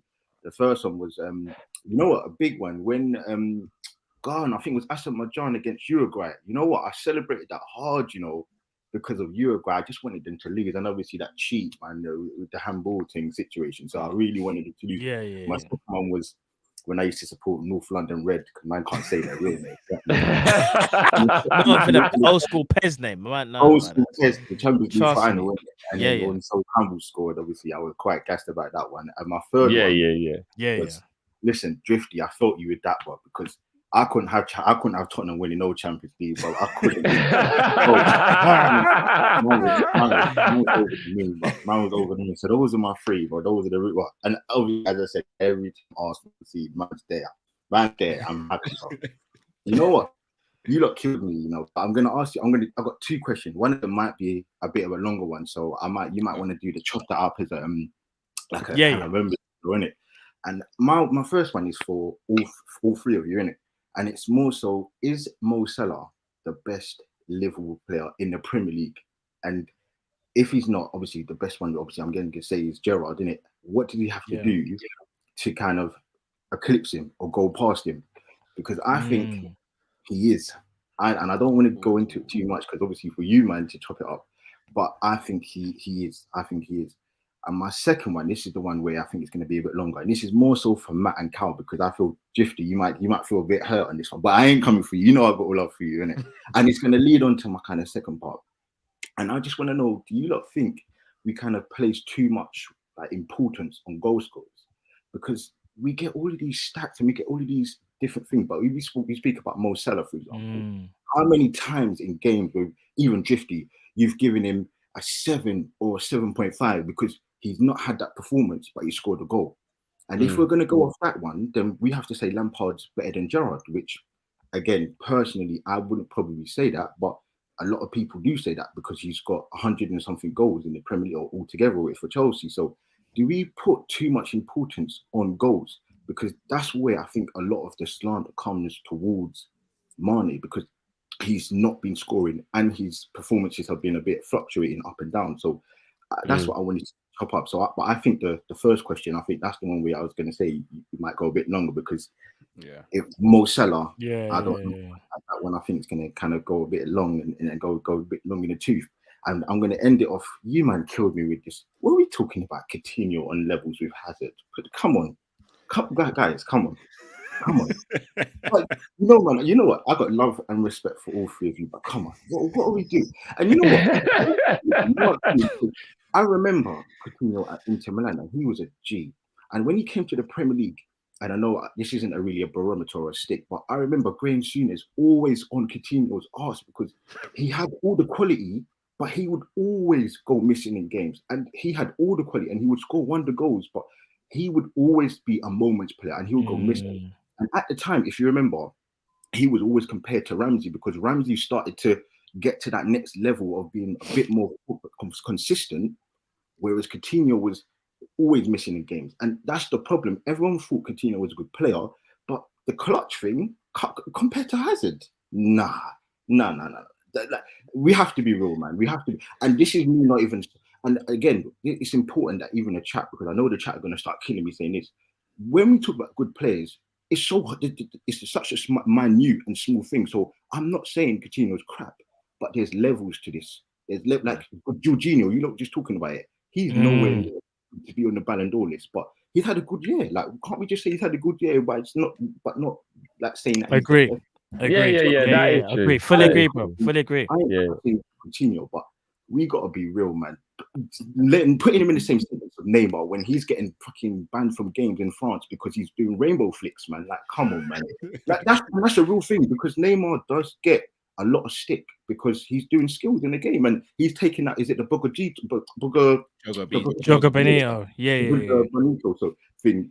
And that was the closest thing to Ronaldinho. So for me, I just think when we're talking about Coutinho, the guy was class. Like, and it's different. He was different, cut from a different cloth. But we need to stop this Hazard thing because Hazard was different. And my last point I'm going to leave you on, when we talk about clutch as well, Hazard's led to trophies, Coutinho's. So we can't say his goals were clutch because he was clutch in the moment. But what did it lead to? He was there 7 years, and he had, I would say, 2, 3. He was 7 years, isn't he? He was there. Yeah. Was that his fault though, or the club's fault? Yeah, no, you're right. We're talking individual player for player attributes, etc., etc. His goals, and even I think 2 or 3 of the season that Hazard was there, he had some crap teams, and even the last season he was carrying Chelsea in the back, and he even beat Arsenal. Okay, Arsenal, like they're good, but he even beat Arsenal in the Europa League final by himself.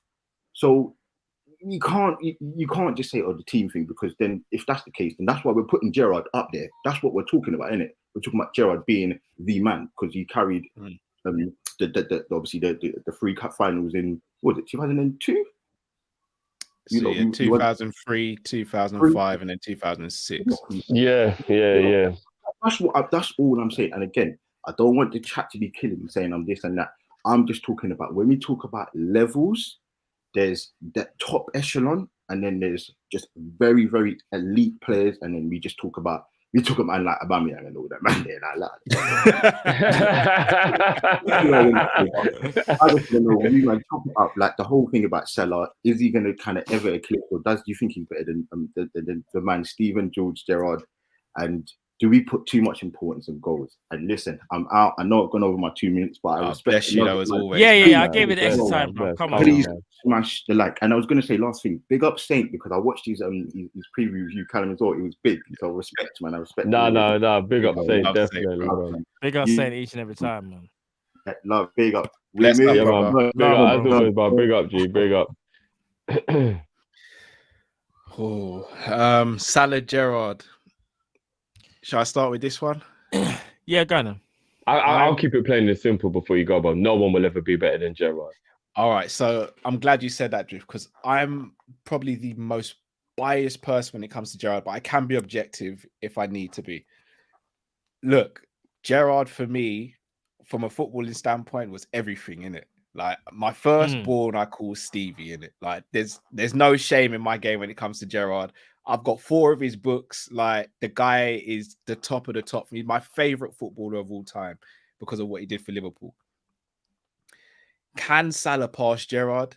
He can, but I feel sorry for Salah because he's got to do so much because, bias or not, Gerrard's homegrown, innit? So he's always going to have that special affiliation. Like we've seen Gerrard grow from the moment he was 18 wearing a number 28 baggy shirt to the moment he left when he was the number 8 and he secured us everything. He was the reason why we didn't go under as a club. Forget about FSG buying us and all this. Without Steven Gerrard in our team in the early noughties and all that, we aren't this team here right now. We are languishing around middle table because he was the equalizer. He was Denzel for us. Because you see, when other teams used to play us, we didn't have a chance unless Gerrard was playing. Because no one else was on that level a lot of the time. Yeah. 2005 was a prime example. The Olympiacos situation doesn't happen. We don't even win the Champions League without Gerrard.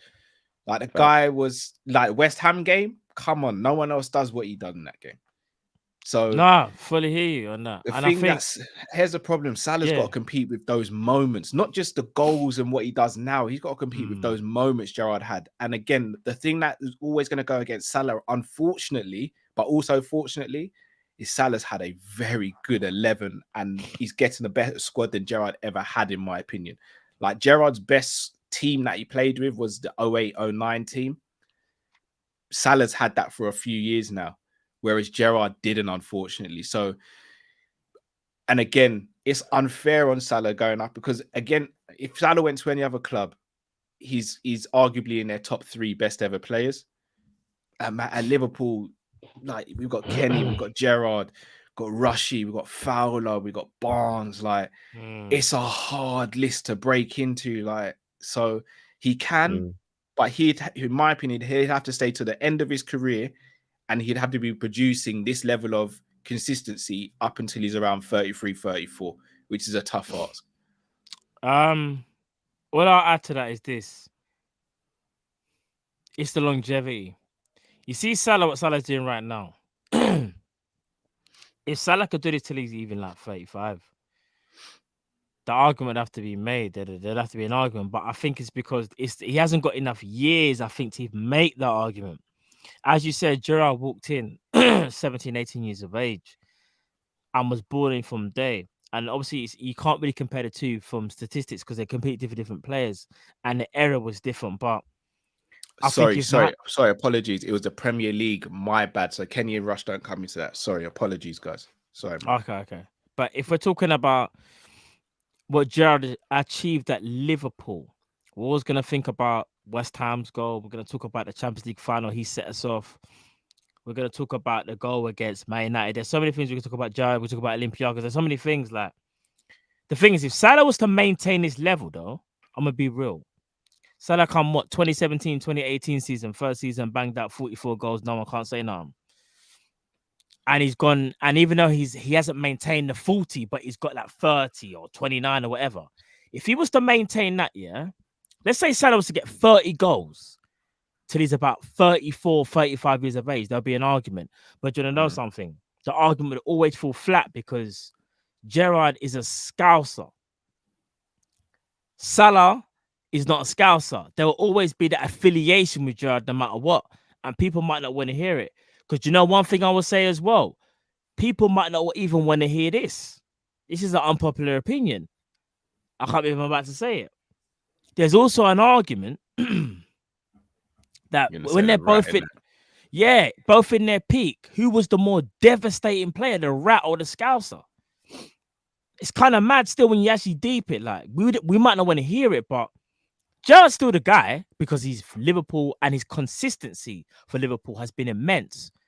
But again, it's like you have to answer yourself like, okay, when the Rat arrived, who was the most devastating? And what he done at Barca kind of showed you the levels that he could have been on.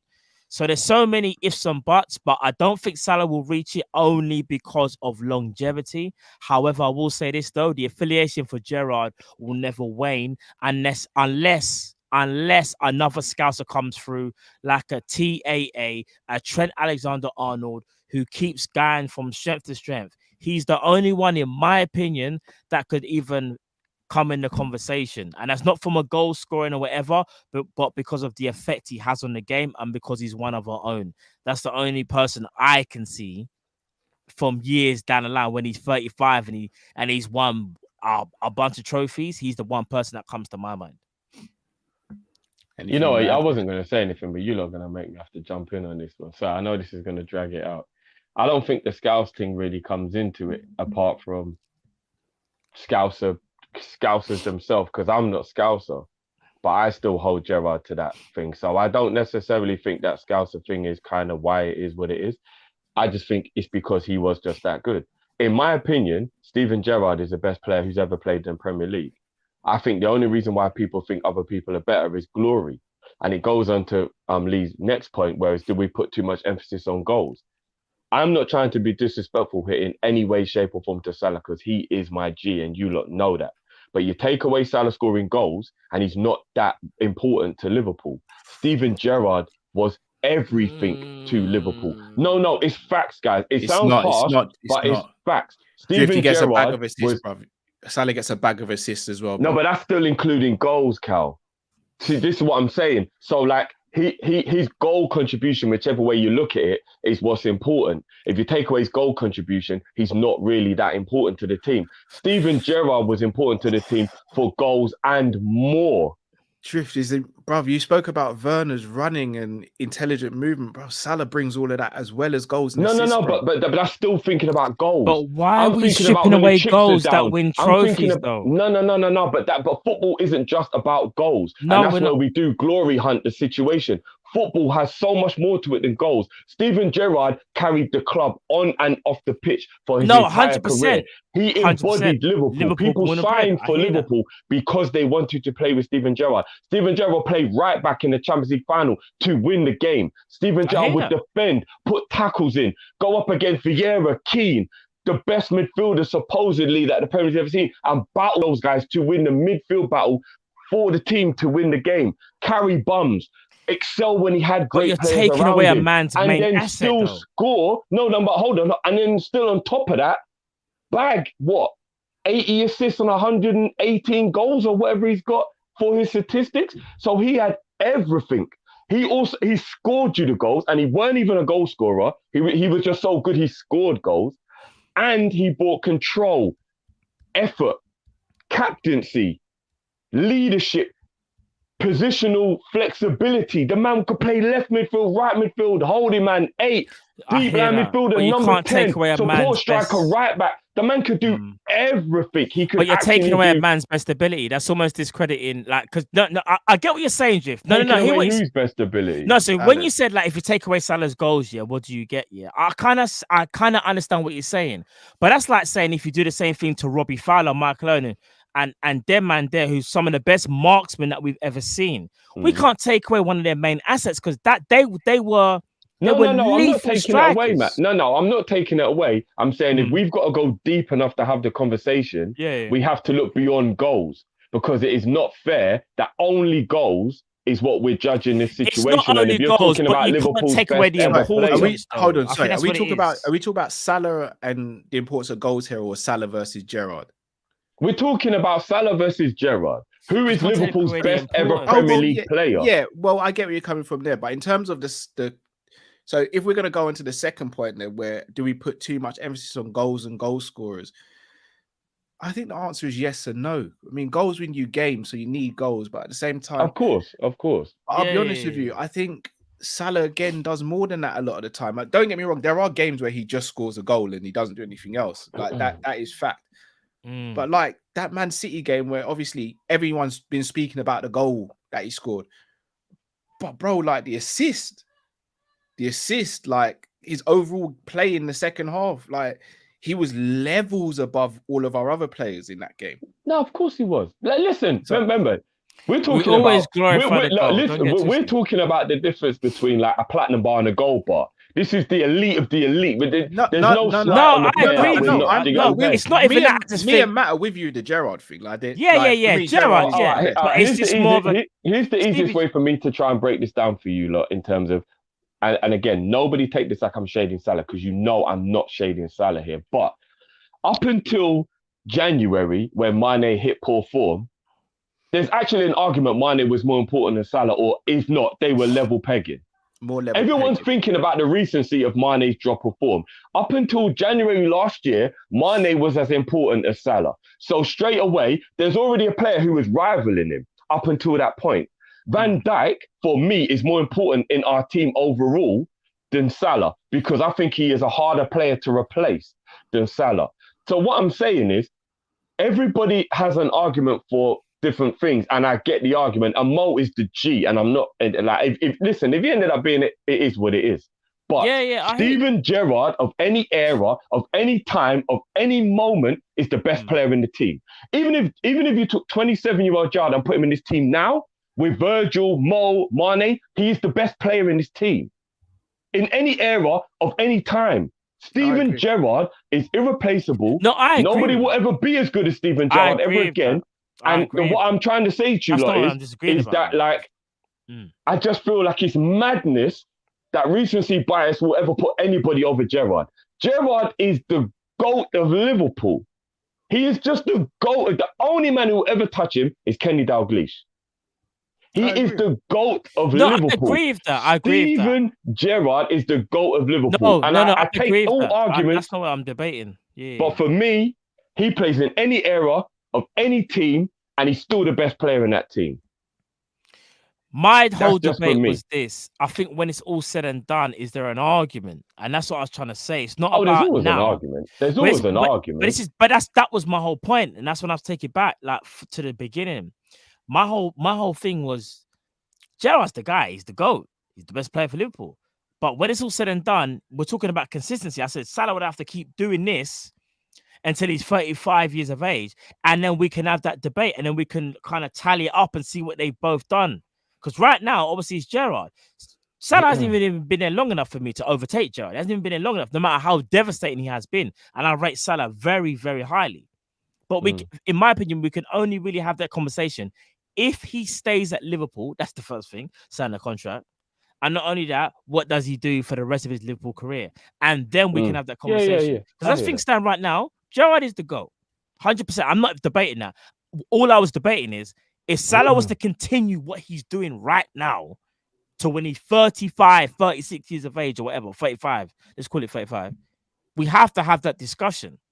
Because even though one was born and bred from Liverpool and one came from the youth ranks, one was like kind of epitomizes us as fans more, so to speak, because he's just Stevie G, represents the club. You can't sleep on what Salah's doing right now, because Salah's trying to leave a legacy. On it. No, I'm not just saying to you, Jeff. I'm just saying Salah's leaving a legacy at Liverpool right now as we speak. If he was to go tomorrow, every man would look at him and go, "Wait, remember when Salah was at Liverpool? What he done? He done a madness, because that's what he's doing right now. It's just whether he can continue that well into his like mid-30s, and then we can have that conversation. Although I still think it'll be Gerrard, but it remains to be seen. Just quickly as well, because obviously I hate the comparison thing, because it does start making it look like you're putting down one man instead of another, which ain't what it is. But anyone who's saying that I'm talking crazy with the whole Mane Salah thing, he actually equaled Salah for goals in 18-19, and they both got Golden Boot. And in 19-20, we all sat here and said Mane was our best player this season, arguably Van Dijk. We actually all did do that. So even Salah's consistency has continued, which is why he's such a GOAT. But we cannot all sit here and act like that's not fact. 17-18, Mane scored as many goals as him. And 19-20, we all sat here and said 17-18 was Salah. It's 18-19 where they got the same amount of goals. Oh, I know what I said. Sorry, sorry. Yeah, I know you meant. 18-19, they got the same amount of goals. And 19-20, we all sat here and said Mane was player of the season. So there's no way anybody can say what I'm saying isn't facts, that Mane was as important until his drop of form from January onwards. But that's where I disagree with, because 17-18, Salah was better. 18-19, I think Salah had a better season. 19-20, Mane had a better season, but last season Salah had a better season. So far this season, Salah's having a better season. So 16-17, Mane was our best player. So that's what I'm saying, bro. It's but that was before Salah, though. Yeah, but we can't forget what he did because Salah wasn't here. Do you get what I'm saying? Mane changed the face of Liverpool when he came. I'm gonna be real with you. I know Mane was bloody fantastic that season. I think Lallana's got an argument to say he was the best player that season. And Coutinho as well. That is fact. But that's what's been so good under Klopp, that we've always had a couple managers. 1920, I think, was Mane's best. Yeah, 1920 was his peak. That was his peak at Liverpool so far. And there's an argument to say as well, and again, nobody act like, because I love Salah, everyone's going to go, games like the Barcelona game when Salah and Firmino weren't in it. Mane was do you know what I'm saying? Like, Mane balled out that season. So what I'm saying is, people are sleeping on Mane because he's had 12 months where they've considered him not to be up to the standard that he was at. And that recency bias is making people forget Mane was just as important as Salah. I don't think he actually was. I don't think he was as important. No, he was. For me, he was. But again, everyone has their favourites. It's cool. We love them all. They're all world-class ballers, and it is what it is, isn't it? But I just had to step in on that Gerrard thing, because for me, I don't think anyone's ever touching Gerrard. I don't think anyone's ever touching Gerrard. Let's get the last callers on, That's please. just me, yeah. Let's get the callers on. So, Dean, welcome to the show, bro. Legends, yo, you guys, this one, I mean, you spend hours on this stuff. What's up? What's going on, bro? What's Thank going you for on, being bro? so patient, man. Yeah, appreciate that, man. Yeah. You know, I'm always patient. You guys, I think I have a lot of questions. You have something to write, right? You have something to write them down. Yeah. Go for it, bro. Yeah, quick question. So my first question, don't you think Klopp? I mean, he's more. I would say opinionated too much. It seems like he seems to have an answer to everything. Like all the time, he has everything. Is something to say when people when journalists ask him certain questions. Like if you remember last season, he complained about substitutes and whatnot, requesting for 5 substitutes. You know, for he wanted the Premier League, to bring more substitutes, but he never used the substitutes anyways. Even those 3, he doesn't use them, but he still complains. Even when I press conference today, he was also complaining about FIFA, FA, all those other organizations saying they should actually cut us some slack. They should consider players and stuff. So that's my first question. My second question is, Genie is not settled at PSG right now. Would you take him back? Also, my third question, if Sterling is to leave Man City, would you have him back at Liverpool? And who would you replace, or where would you play him? Right? And also, my fourth question, Mbappe is, we all know that he wants to play for Madrid, right? But do you think it's a good move for him? Because I've seen what Madrid and Barcelona did to big players like Kaká, Bale, Hazard. You've seen they shine maybe the first season, second season, and they start dying down. At Madrid. Do you think it's a good move for him to go to Real Madrid right now, or he should look for another team to play for? My fifth question, Mane. Do you think he's playing it safe at the moment? Because he used to use his speed and he was so devastating when it comes to attacking. But now he seems to be, more relaxed. I saw even when he's playing for Senegal, he's not using the speed anymore, and he actually plays in the midfield. When he plays for Senegal, it's like he drops in, he dribbles, he passes and stuff. Do you think now he's like playing it safe, or he's getting slower? Or maybe he's, when you use a lot of pace, the hamstrings and whatnot, maybe he doesn't want to get injured because he knows as he's getting older now, it's going to take some time for him to recover when he gets injured. So I don't think he's playing safe, or he's getting slower, right? Then my last question, right? Tomorrow, right? Tomorrow, in terms of our squad and whatnot, I'm referring to the gentleman who said our squad depth, and also I personally think Minamino is better than Jota, ability-wise, overall gameplay. Don't you think Klopp should play more even tomorrow? I think it's a good game for Minamino to show what he can do, because Minamino is very, very good. Very, very good. So do you think we should play Minamino tomorrow or Jota? Okay, cool. Right, that's a lot to chop up still. Yeah, we're gonna chop that up now, bro. We'll chop that up now. We'll chop that up now. Good questions, Dean. As always, bro. Good questions. Big up, bro. Yeah. Nice one, bro. Big up, just bro. Before we get into that, we had one caller called Roel. I don't know if you're still watching, Roel, but you've just come off. So you were meant to be the last caller. So if you do still want to come on, let us know. You've waited patiently. But yeah, Roel, you've dropped off. So you're meant to be the last caller. So let us know, bro. All right, let's go through this quickly. Just quickly before we get into that, though, a massive big up to Adrenaline Blog for the super chat. Man said Mane's best season equaled Salah's worst season. Plus, in that season, they both won the Golden Boot, but Salah scored more in all comps. You say that Mane was better because you're comparing Salah to his own standards. Can I take this one? Can I take this one? Go on then. Yeah. I feel like he was talking about me, but yeah, go to. All right, so so again, I hear what you're saying in terms of output. Yeah, Salah's output was better than Mane's that season, but I think this is where stats, and again, I'll keep on saying this until it gets drummed out there. Stats have to be contextualized. Eye test is subjective, but the two have to work in tandem. So when you look at that season, yes, Salah probably scored more goals, but you have to look at the effectiveness and the importance of Mane's goals. A lot of times that season, Mane, and I'm talking about 1920, Mane would either score the winning goal or the opening goal of a game. Plus, his overall play throughout that season, in my opinion, was better. There were times where Salah went off the boil. Mane was consistent throughout the whole season. Here it is as well.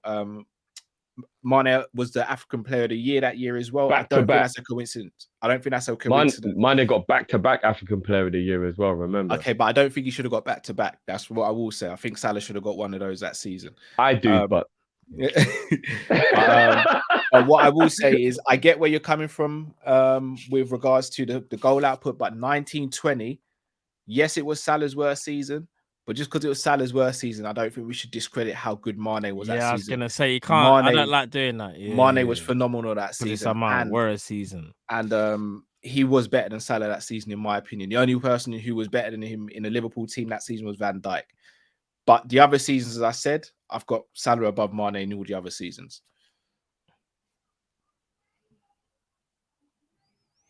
Cool. That's cool. Look, is what it is. What's the question? So Klopp's complaining. Do you think he's complaining just for the sake of it? Do you think he's warranted in his complaining? What's your thoughts?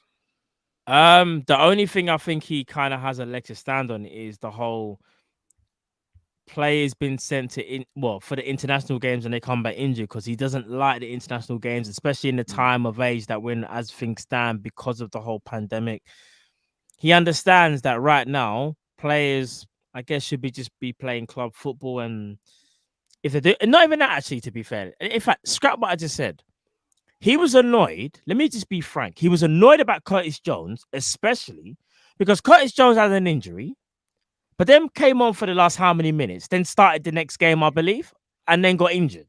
So it's like, fam, if a man's injured, didn't have any scans either. Didn't have no scans. Yeah, why are you playing him? Because what's so mad is this. He keeps on talking about specifically the English FA. He didn't say nothing about the Portuguese FA, because you know what they did? They came out with statements every day. Jota ain't fit. Jota ain't firing. Jota ain't this. Jota ain't that. Jota gets sent home. But here's the joke. Jota gets sent home and is able to train for Liverpool. So imagine that Portugal are actually being very, very precautious, and England are being like, well, fam, if you can breathe in that and you ate your lunch, then you can play. Allow me. Next question. So for me, I think Klopp's complaining is warranted. I think sometimes he shoots himself in the foot with some of the decisions he makes after he complains about something. So the subs thing for me is, I think you should be able to name 12 subs. I do. I don't see the point in why you can't. I don't think it makes sense why you can't. But when Klopp says, yeah, we should be able to have 5 subs, but then you don't make a sub, or you make 1 sub in the 90 minutes, I'm like, yeah, Klopp, man, you can't moan if you're not utilizing what you've got at the same time. But that's what I will. But I think he's very warranted in what he says, 9 times out of 10, to be honest. Next one, Genie, are you taking him back? In a heartbeat. But he's not going to come back now. He's on 180 grand a week because we wouldn't pay. Yeah, he ain't coming back. Would I take him back? Yes, but is he coming back? No. He ain't never coming back. Yeah, I agree with you both. Plus, I think that the Klopp thing, I think he was just taking shots at FSG. Yeah, it'll be nice to have 5 substitutes on the bench still.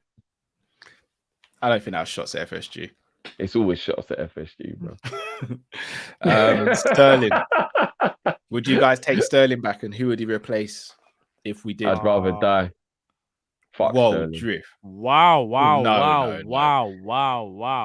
You Fuck wouldn't. So hold on. You'd rather Coutinho back, but you wouldn't want Sterling back? All day long, every day. That's crazy, Drift. That's actually crazy. No. I would rather Coutinho back than Sterling. But I'm not gonna die. No, I know. I know Drift don't mean that. Obviously, I'm paraphrasing, but I would not want Sterling back under any conditions ever. No, do you want to know something? So why does Coutinho get a pass? Coutinho doesn't get a pass, but Love makes no sense. Bruv, I'm not having any of them back, but I'd rather Coutinho. So I'd rather Sterling come back than Coutinho. Would you rather Sterling have a Coutinho? Would you? Yeah. Sterling would be better in our system right now as well. Nah, Sterling's done. I'm gonna be real. Sterling's done. Sterling's done, bro. Like, I'm not gonna lie. I'd rather Coutinho. Coutinho's not. Hold on. I don't want. No. But here's the wickedest thing. Coutinho has had a number of things that have gone wrong in his career that make it a bad move. So Whereas people are Sterling has saying run his they'd have course. Suarez and Coutinho back before Sterling. Are we forgetting what these players did? No, I never said anything about Suarez. All right, so are we forgetting what Coutinho did? I don't believe Sterling and Coutinho did much different in how they left the club. They were both fuckeries and they both forced their Are we move. going to get into this again? No, we're not. They were both fuckeries. No.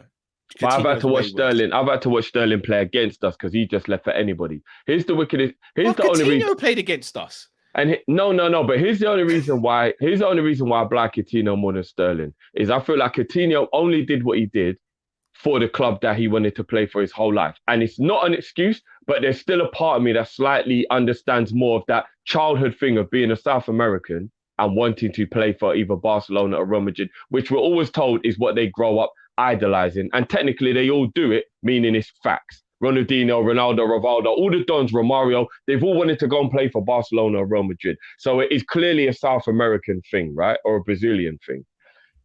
Sterling just wanted to just leave Liverpool no matter what. And there was Arsenal he flirted with. There was loads of teams. And then he just ended up going to anybody just to get away from Liverpool. I find that harder to accept than a man who only did what he did to go to his dream team. Why did he want to leave? I don't care why he left, bro. He fucked off. And that's all that we need to know, bro. Would you have taken Torres back? Cool. I don't know, you know. The Torres one hurt me still. Don't lie. The Torres one hurt me. No, but here's the wickedest thing as well. As you said it, yeah. The Torres one is a bit different. As you've even said yourself, Cal, things we didn't know behind the scenes. He was badly disrespected for about a year behind the scenes and he got fed up. It wasn't one of them ones where we were moving in the right direction. Remember, at the end of the day, what Sterling did, the reason why I was a bit annoyed with him as well is he was doing things behind the club's back, like the interview with BBC and little things. And you're like, why are you making such a fuss about wanting to duck out when wasn't, bro? Coutinho was still going on international duty, faking the injury. But Coutinho never went on TV talking about wanting to duck out. No, because he just got his play. He got his friends to do it instead, bro. He got his friends to come out and say that he's being held like a slave at Liverpool. Or we're forgetting about that.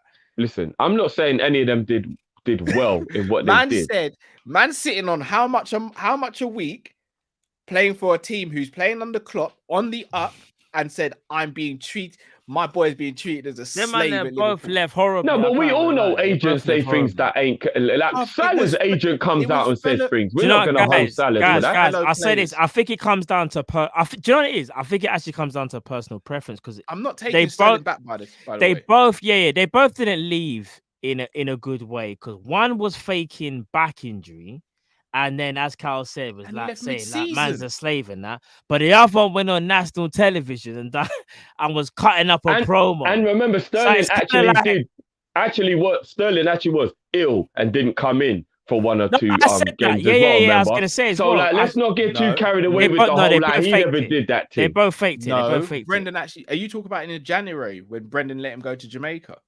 Listen, all I'm saying is I wouldn't have Sterling back.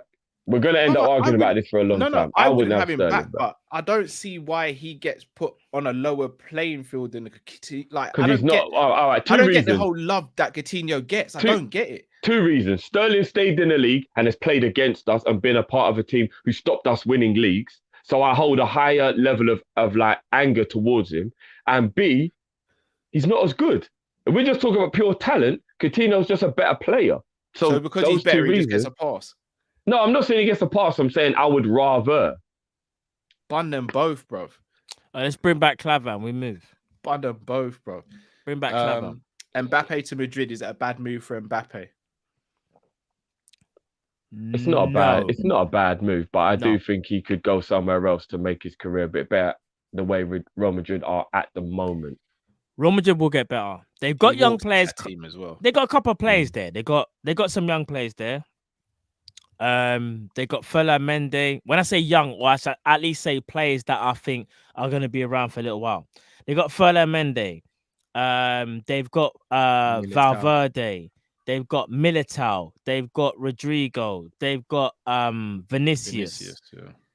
There's someone else who I'm forgetting as well. I can't think of all the names, but they got a couple of players. Courtois is going to be around for a little while as well. They got a couple of players. If he comes there now, he will be the crown jewel there, and then they can build around him and add some more players in. So I don't think it's a bad move.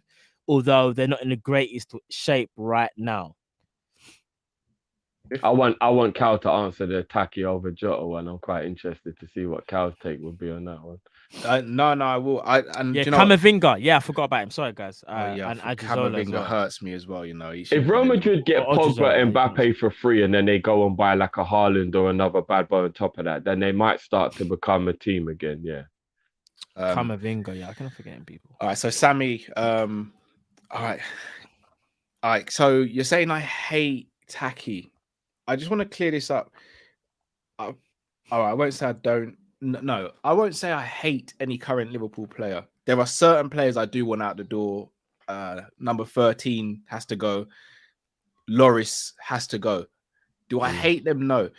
I don't hate Taki. But I can't sit here and say that Taki is a Liverpool quality player for what I want Liverpool to be. And I think just because he's in the squad, just because he's in the team, it doesn't automatically make him a good player. And for me, Taki's not shown anything. Sorry, again, when I'm seeing stuff like Taki technical ability is top 3 in the club, I'll be honest, I don't even think he's top 10. I don't even think he's top 10. Technical ability, Taki's top 3. Am I missing something here? No, he's not top 3, but top 10. I don't know. I'm not even. All right. Do you want me to do it then? Do you want me to do the 10? Yeah, go on. Just quickly, go on. No, go on. Actually, you don't even need to. If that's what you think, then. No, I'm gonna be real. Has he got more technical ability than Mane? No. Firmino? No. Salah? No. Okay, so that's already 3 from the. More than Jones?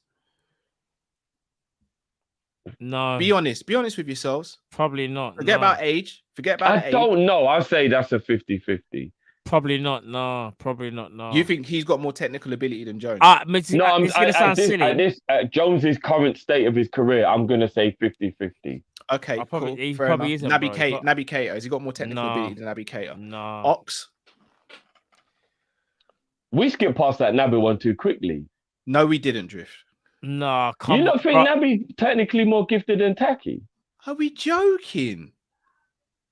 Drift, what are you smoking? Yo, just because Minamino hasn't done that well in his Liverpool career, he's a techie footballer, I can't be bothered. I actually can't be bothered. All right. Man said, is he more technically? Is he technically better than Ox? No. But hold on. I can't even look at the camera. Naby's more. I think Ox is more technically gifted than Naby though. But it's not a lot in it. If that's what you think, but there's not a lot in it, and you said either way, like what? All right, sorry. I'm gonna continue. Got a better shot. That's it. Sorry. Is he technically more gifted than Fabinho? No. I'm on 6 now. No, he's not. All right, cool. Trent.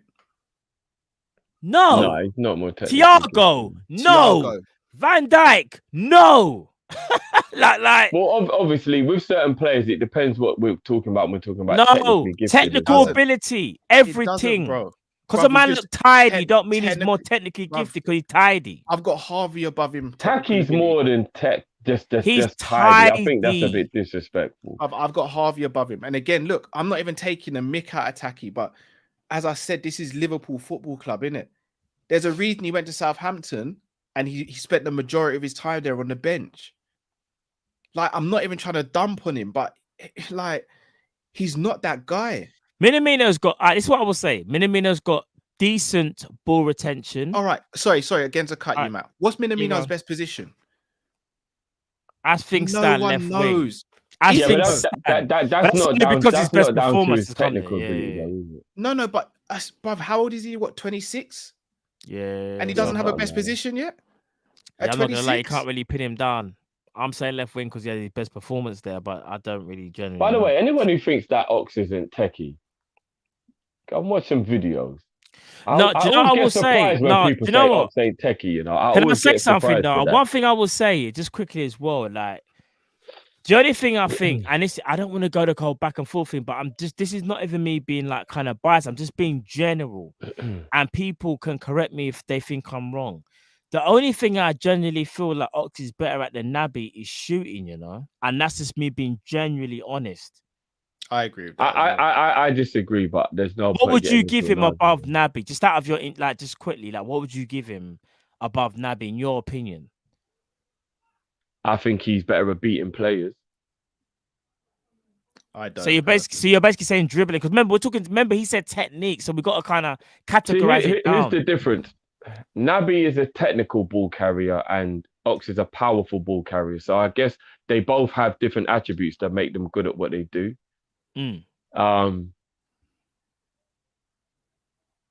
Again, it's not the type of attribute, I guess, that makes it sound great, but he's stronger. He's easier. His ball retention is better. I remember we're talking about when they're in form, because a lot of people keep remembering out of form Ox, and that's what's making it hard for people to realize that Ox gets dispossessed way more Ox than takes Naby. more risks. No, Ox but he takes gets more risks. But that's not my fault if he takes more risk and can't deal with what happens. He's dispossessed a lot more than Naby. And this is one thing I will say when we get caught up in stuff, yeah? You see, if I said to you right now, who takes more risks here, does that make them better? You kind of have to say, well, No, I'm not saying it makes him more better. I'm saying if you look at something like ball retention, it's not really fair, because Ox's game is about risk. It's all about taking people on and taking risks. So he's going to lose the ball more than Naby will. If they're running with the ball, I think Naby's got a better ball retention. Naby's got better close control, and Ox has got more powerful running. So this is how I will say it. In my general opinion, and this isn't me being a fanboy, but this is me just calling it how it is. I think Ox is just a better athlete than Naby, but I think when it comes to technical qualities, I think Naby is better. So when I say passing, I think Naby's better. If I said first touch, I think Naby's better. If I say ball retention, I think Naby's better. If I think is dribbling, I think Naby's better. Do you get what I'm saying? Like, there's different things like... Yeah, no, fair enough. Obviously, we both have it. It's just me being real with it. I think he's a better athlete. But we can all agree that both of those players are technically better than Taki, yeah? And brother, I'm not even saying this to hate on him. I'm just answering the question. And the reason why, look, when it comes to Taki, Minamino and Jota, I don't even think there's a conversation to be had unless Jota's injured. There is no way Taki starts ahead of Jota. I didn't even mention Jota. Jota's better technically than Taki as well. Well, that was actually what the question was. Is he better than Jota? Isn't it? Like, I don't get this whole this Taki loving. Like, I support him because he's a Liverpool player. I'm not saying I want to see him fail by any means. Like, if he succeeds and proves me wrong, even better, because we don't have to go out and buy players and we've got someone ready made in the club. But when people are like, he's this and he's that, and I'm like, well, he's been here how long and we ain't seen it? Like, with all due respect, Klopp ain't playing him. Klopp's playing other people. Like, Klopp's playing Origi ahead of him, and everyone's saying Origi's dead, but Klopp's still playing Origi ahead of Minamino. Like, I'm sorry. And everyone's saying Taki at Salzburg was different. Yeah, so was Patson Daka. So was Werner at Leipzig. I'm judging them based on what they're doing today, because everyone was sick back in the day. That's why they're in the Premier League at Liverpool now, and Chelsea and all these teams. Back in the day, them. Nah, how else would they have got the move? Like, we don't just go out and buy head players. They were balling out before we signed them. Ballers. I don't see where this Taki love is coming Jones, from. man. Baller. Holla. That's my sixpence on it. Once again, if he goes on to prove me wrong, I'm here for all the memes. I'm here for everyone to cuss me.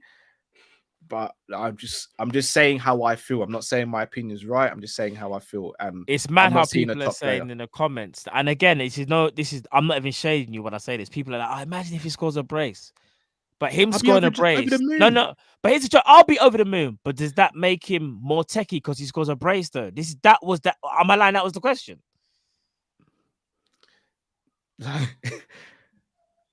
don't know.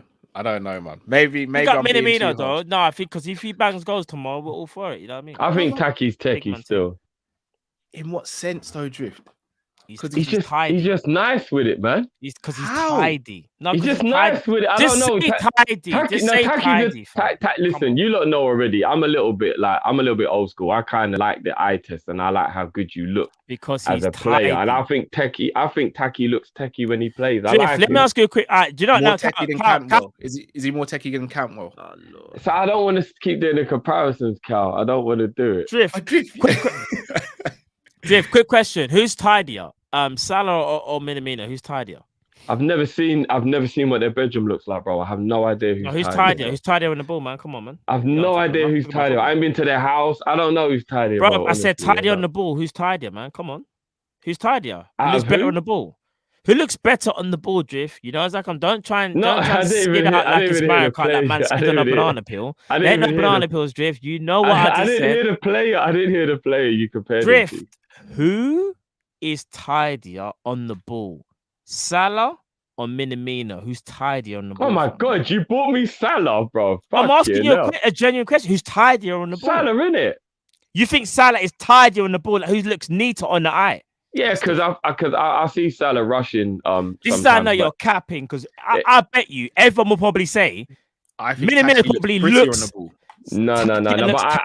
But I never forget the Mo who knew how to slow it down and was playing number 10 before. We're talking now, though, Drift. We're talking now. Come on, the Mo's still capable of doing that. No, but we don't see Minamino is tidy. That's my whole point. He's tidy. He looks tidier than Salah on the ball. He does. Come on, man. In the Liverpool team, because Salah is more playing the wide role and he's always running fast. Anywhere they play, but Salah's still technically well above Minamino. Yeah. Well above him. So hold on a minute. What are we doing here? I'm lost now. I'm just showing you that just because he's tidy. Just because someone don't make it that they're mad techie. Yeah. Doesn't make them techie. I'm lost now. I'm not even gonna lie. I'm absolutely lost. All right, let's just leave it. Taki to score the winner tomorrow. We move. You know what? I hope he does bang in the winner tomorrow. So do I, bro. I hope he gets a hat trick, bro. Get him on the show. I hope he scores 4, bro. Because if he scores 4, we win the game, and I get dragged in the comments, bro. I'm all for it, bro. Yeah, I'm all for it. Let's get through. Tidy, Taki. That's what I call him. I'm calling him tidy. I'm not calling him Taki. I'm calling him tidy. Super chats before we sign off. Jamrock says Taki and Timo would excel as second strikers, which we don't play. But there is actually some truth in that. There is actually some truth. I don't even want to be disingenuous, and I'm going to ask it as a rhetorical question. But if we're looking at the players we have at our team, does Taki is either in the top 3 of players who play as the number 10 for Liverpool? No, he actually says support striker, Cal. That is a little different to a 10. Same thing. No, they are different, bro. They are different. Lord. They are different. They are different. They are a little different. They are a little different. A number 10 has a little bit of a defensive responsibility, whereas a support striker doesn't really have much defensive responsibility. Would he be the first name on the sheet if he's a support striker? No, because I'd actually play Firmino as a support striker. Then. Cool. That's all I need. But I still think Taki could do it well, though. Yeah, but not excelling it and be the best. Other than Firmino, maybe. But other than means he wouldn't be. Yeah, but Firmino's world class, so it's like you know. Right then. And if you excel at something or you're the best, you're arguably world class. You're the best. All right. John Moore says, nice big bowl of Irish stew, guys. You need to get on that. It's like nothing better than on a cold winter night and some crusty bread. Love, guys. Big up to yourself, John. Let me know what's up in that. What meat goes in there? What meat goes in there? Man, don't even know about that still. Mr. Dare I Say It Drift says Degsy versus Borussia Dortmund. I thought I was in heaven. I cried for real. I sprained my ankle celebrating that one. On laminate flooring and socks don't really go well together still. Hold on. What was saying? Cal was celebrating a Degsy goal, I did, bro. I celebrated hard, bro. When Dejan done that dive onto it's the all coming out now. Matt celebrating Origi, Cal celebrating Degsy. But why wouldn't we, though? They're Liverpool I never players, said you wouldn't. That's what I'm saying. The Liverpool players will support the cause. I never said you wouldn't. Big up Divock Origi, my guy, you know. My John says curly hair Coutinho. Get out of here with that. What do you mean? Divock Origi's my guy, bro. Are you all right? What are we saying here? Who's better, curly hair Coutinho or skinhead Gerrard? Oh, skinhead Gerrard. Do you want to know? Actually, skinhead Gerrard was a madman, though, bro. No. Skinhead Gerrard didn't really like. I like. Just say this: Skinhead Gerrard took no prisoners. Remember the challenges that he put, and I was going to say something. I was like, no, that's disrespectful. Yeah, he was crazy. Skinhead Gerrard actually was out of order. I'll say he was actually out of order with some of the things he done. He was still sick as a baller, but you just no. He was sick. But remember the challenge where the man actually screamed. Yeah. He's Gerrard out was of order, nuts. bro. Gerrard was. Yeah. Different, Mr. Dare I Say It Drift says we need a right back, CDM, CM, right winger, and striker to have a very good squad. I agree. I agree. Aaron says, did you not get the memo to wear a hat tonight, Cal? Aaron, bro, I don't wear hats, man. It just don't suit me. And I know what you're gonna say. He's lying. No, I know what Aaron's gonna say, because when I play football and it's raining, peeing it down, I do wear a hat, but that's only for the elements, innit? Like I can't. I've seen Cal wear a woolly hat. I've seen him wear a snapback, and it looks fine. I don't actually know what he's talking about, to be honest with you. But yeah, fair enough. The Liverpool hat, innit? No, but I've even seen you wearing the Kopish cap, and it looked fine, bro. I don't know what you're talking about personally, but fair enough. Jamrock says, is Lautaro a 10 or a second striker? Lukaku and Dzeko. I think Lautaro's a second striker. He's a false nine. Kind of a hybrid between the two, in my opinion. I know he's a United fan, but shout out to GGMU TV. Big up to yourself, bro. Doing some great stuff. You know what? First of all, double S. That's quite shady still. It's not my fault I'm bored. But have we actually had enough players play for Liverpool in every position that could even be balled? I don't think we've ever had a balled striker, have we? Have we ever had a balled striker? Yeah, TT Kamara. Yeah. But was he? Yeah, I guess so. I don't think he was balled on purpose, though. I think he just liked to do it. Yeah, he bicked it. Yeah, I think I've seen him with an afro, though. He could grow hair, right? The team wouldn't be very good. No, I'm not gonna lie. Spearing will be pulling strings in midfield still. I remember one time Harry Kewell rocked a bit. No, we're not talking about, like if they beat. No, but that's what I'm saying. I think TT Kamara can grow an afro. I think he just chooses to be bald. No, but that's what I'm saying. He was bald for most of his Liverpool career. Who's left back? Konchesky, fam. Exactly. There we go. We don't want them team there. Jay Finn says, my love for Liverpool. Who would be in goal?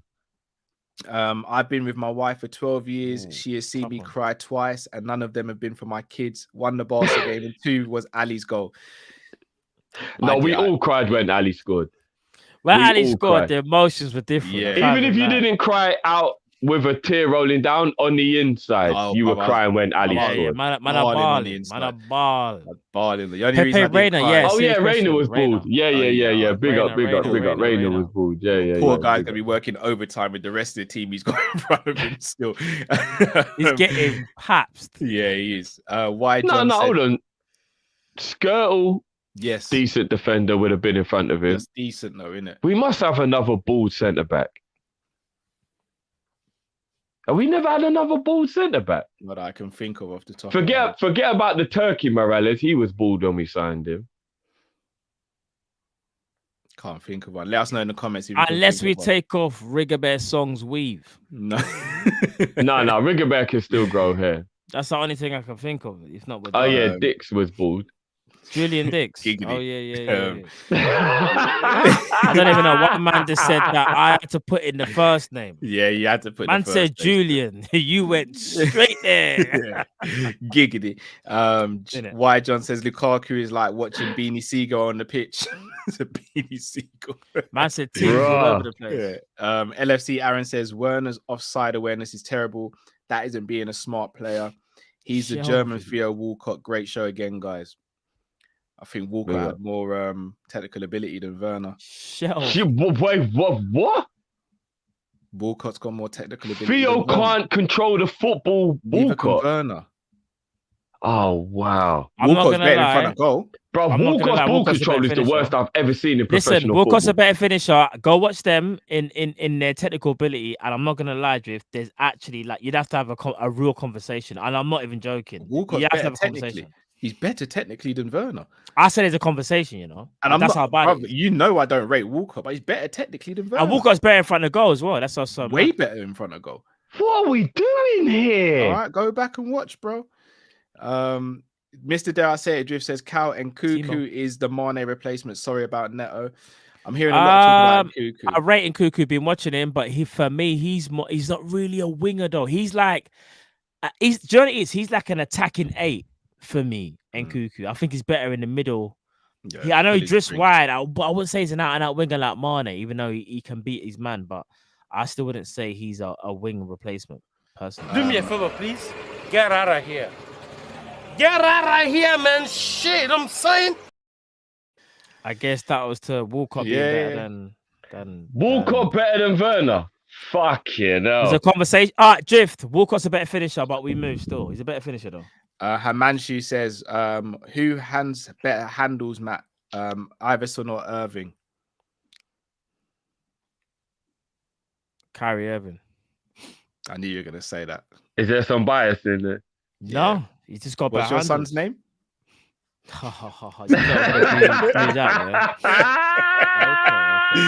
Don't get me wrong. Iverson handles were absolutely sensational, but Kyrie Irving is taking them handles and applied a bit more sauce.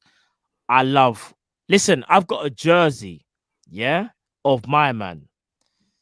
So, I've got a jersey of Iverson. In fact, you know what? I'm gonna go find it. Z Gold says, guys, would you take an ice cold Marshall over Mane? No, not on any day of any week. I didn't want to answer before you did. Still, just making sure. not on any day of any week. Promo: Werner has more offsides than goals at Chelsea. Facts. That's because no one's passing the ball at the time he makes the run, guys. Mr. Dare I Say It Drift says Drifty front three outside Liverpool tomorrow. Sorry, Liverpool. Timo, Marshall, and Adama. That's this. If we ever. Ash says Stevie G is my hero. Absolutely worship that guy. But Lee has a point. What I would just add is just imagine Mo was a Scouser. Heart is swayed by Scouse bias. There is Scouse bias in there. I'm not even Scouse, and there is Scouse bias for me. But I still think Gerrard is all conquering. And the way I look at it is, I hate to do this, and it's not fair. But you put Gerrard in any Liverpool team, he's probably the best on the pitch. If you swap Mo and Gerrard for the times they played, I don't know if Mo hits the levels. Not because of Mo being rubbish, it's just the team wasn't as good, and Gerrard had to do so much. That's what I was trying to say, Cal. That's what I was saying. Peter Gonzalez says 2013 to 2017, Suarez was better than Salah. You know what? He might have been. Suarez was that guy. Ash also says, let Madrid take Mbappe, get Vinicius on the sly. Not for me. I'd rather Ansu Fati if we can actually get someone from Spain. I'd rather Timo Werner. Oh, behave. I'd rather Allen Iverson. Bigger Allen Iverson each and every time. Legend. Sedad says, what does Man United and a pin plug have in common? They're both useless. That's horrible. Oh no. Oh no. You know when you get to your destination and you realize at the airport you forgot to get the universal adapter, you're like, battery's gonna die very quick. Damn, son. Battery's gonna die very quick. GGMU TV said that's a bio. Sorry, bro. It's a Liverpool channel. It is where it is, but it's true. Man. It's true. Good luck in Europa though for this season. People, we are going to wrap up there. We are going to be back tomorrow for Liverpool versus Watford, 12:30 kickoff. So make sure you join us, people. Come on, and we'll be going live straight after the game as well. Indeed. If you haven't already, smash the like button. A massive thank you to everyone who joined the call today. You had some absolutely fantastic points and fantastic questions. It's the reason why this is our favorite show of the week, because you guys make the show so fantastic. So thank you very, very much. Before we sign off though, Matt, tell the people about our sponsors, please, brother. Yes, I will indeed. People, if you don't already, we are sponsored by FansBet, and I'm going to bring it up for you right now. Give me 1 second. Here we are. Because again, So I did it at the same time, but I was gonna say, no. But this week as well, people, we've got a fans boost as well. So please find a selection of fans boost, which will be available over on the website. And you see, this weekend, people, we got things like Sadio Mane to score for Liverpool. Yeah, to score and Liverpool to win both halves versus Watford. He was 4.5, now 5.25 people. Those odds are just getting better and better. So people, make sure you go over and check out FansBet. Trust me, you will not be disappointed. Might drop a cheeky. Might do that. Might drop a cheeky pinky on that Mane one. Still. I think Sadio might do a thing this weekend, you know. Or should I say tomorrow? Should I say tomorrow? I do indeed too. If he's done against Man City. Ka-ching! Indeed. Money, baby. Money. Money, money, money, money. FansBet. Money, money, money. But now, people, enough love to you all. Smash the like if you haven't already. Subscribe if you're new to the channel. Share the video. And until tomorrow afternoon, English time, stay safe, stay blessed. Tune into Kopish, and we'll see you soon. See you in about 14 hours, people. Indeed, for real. Hey!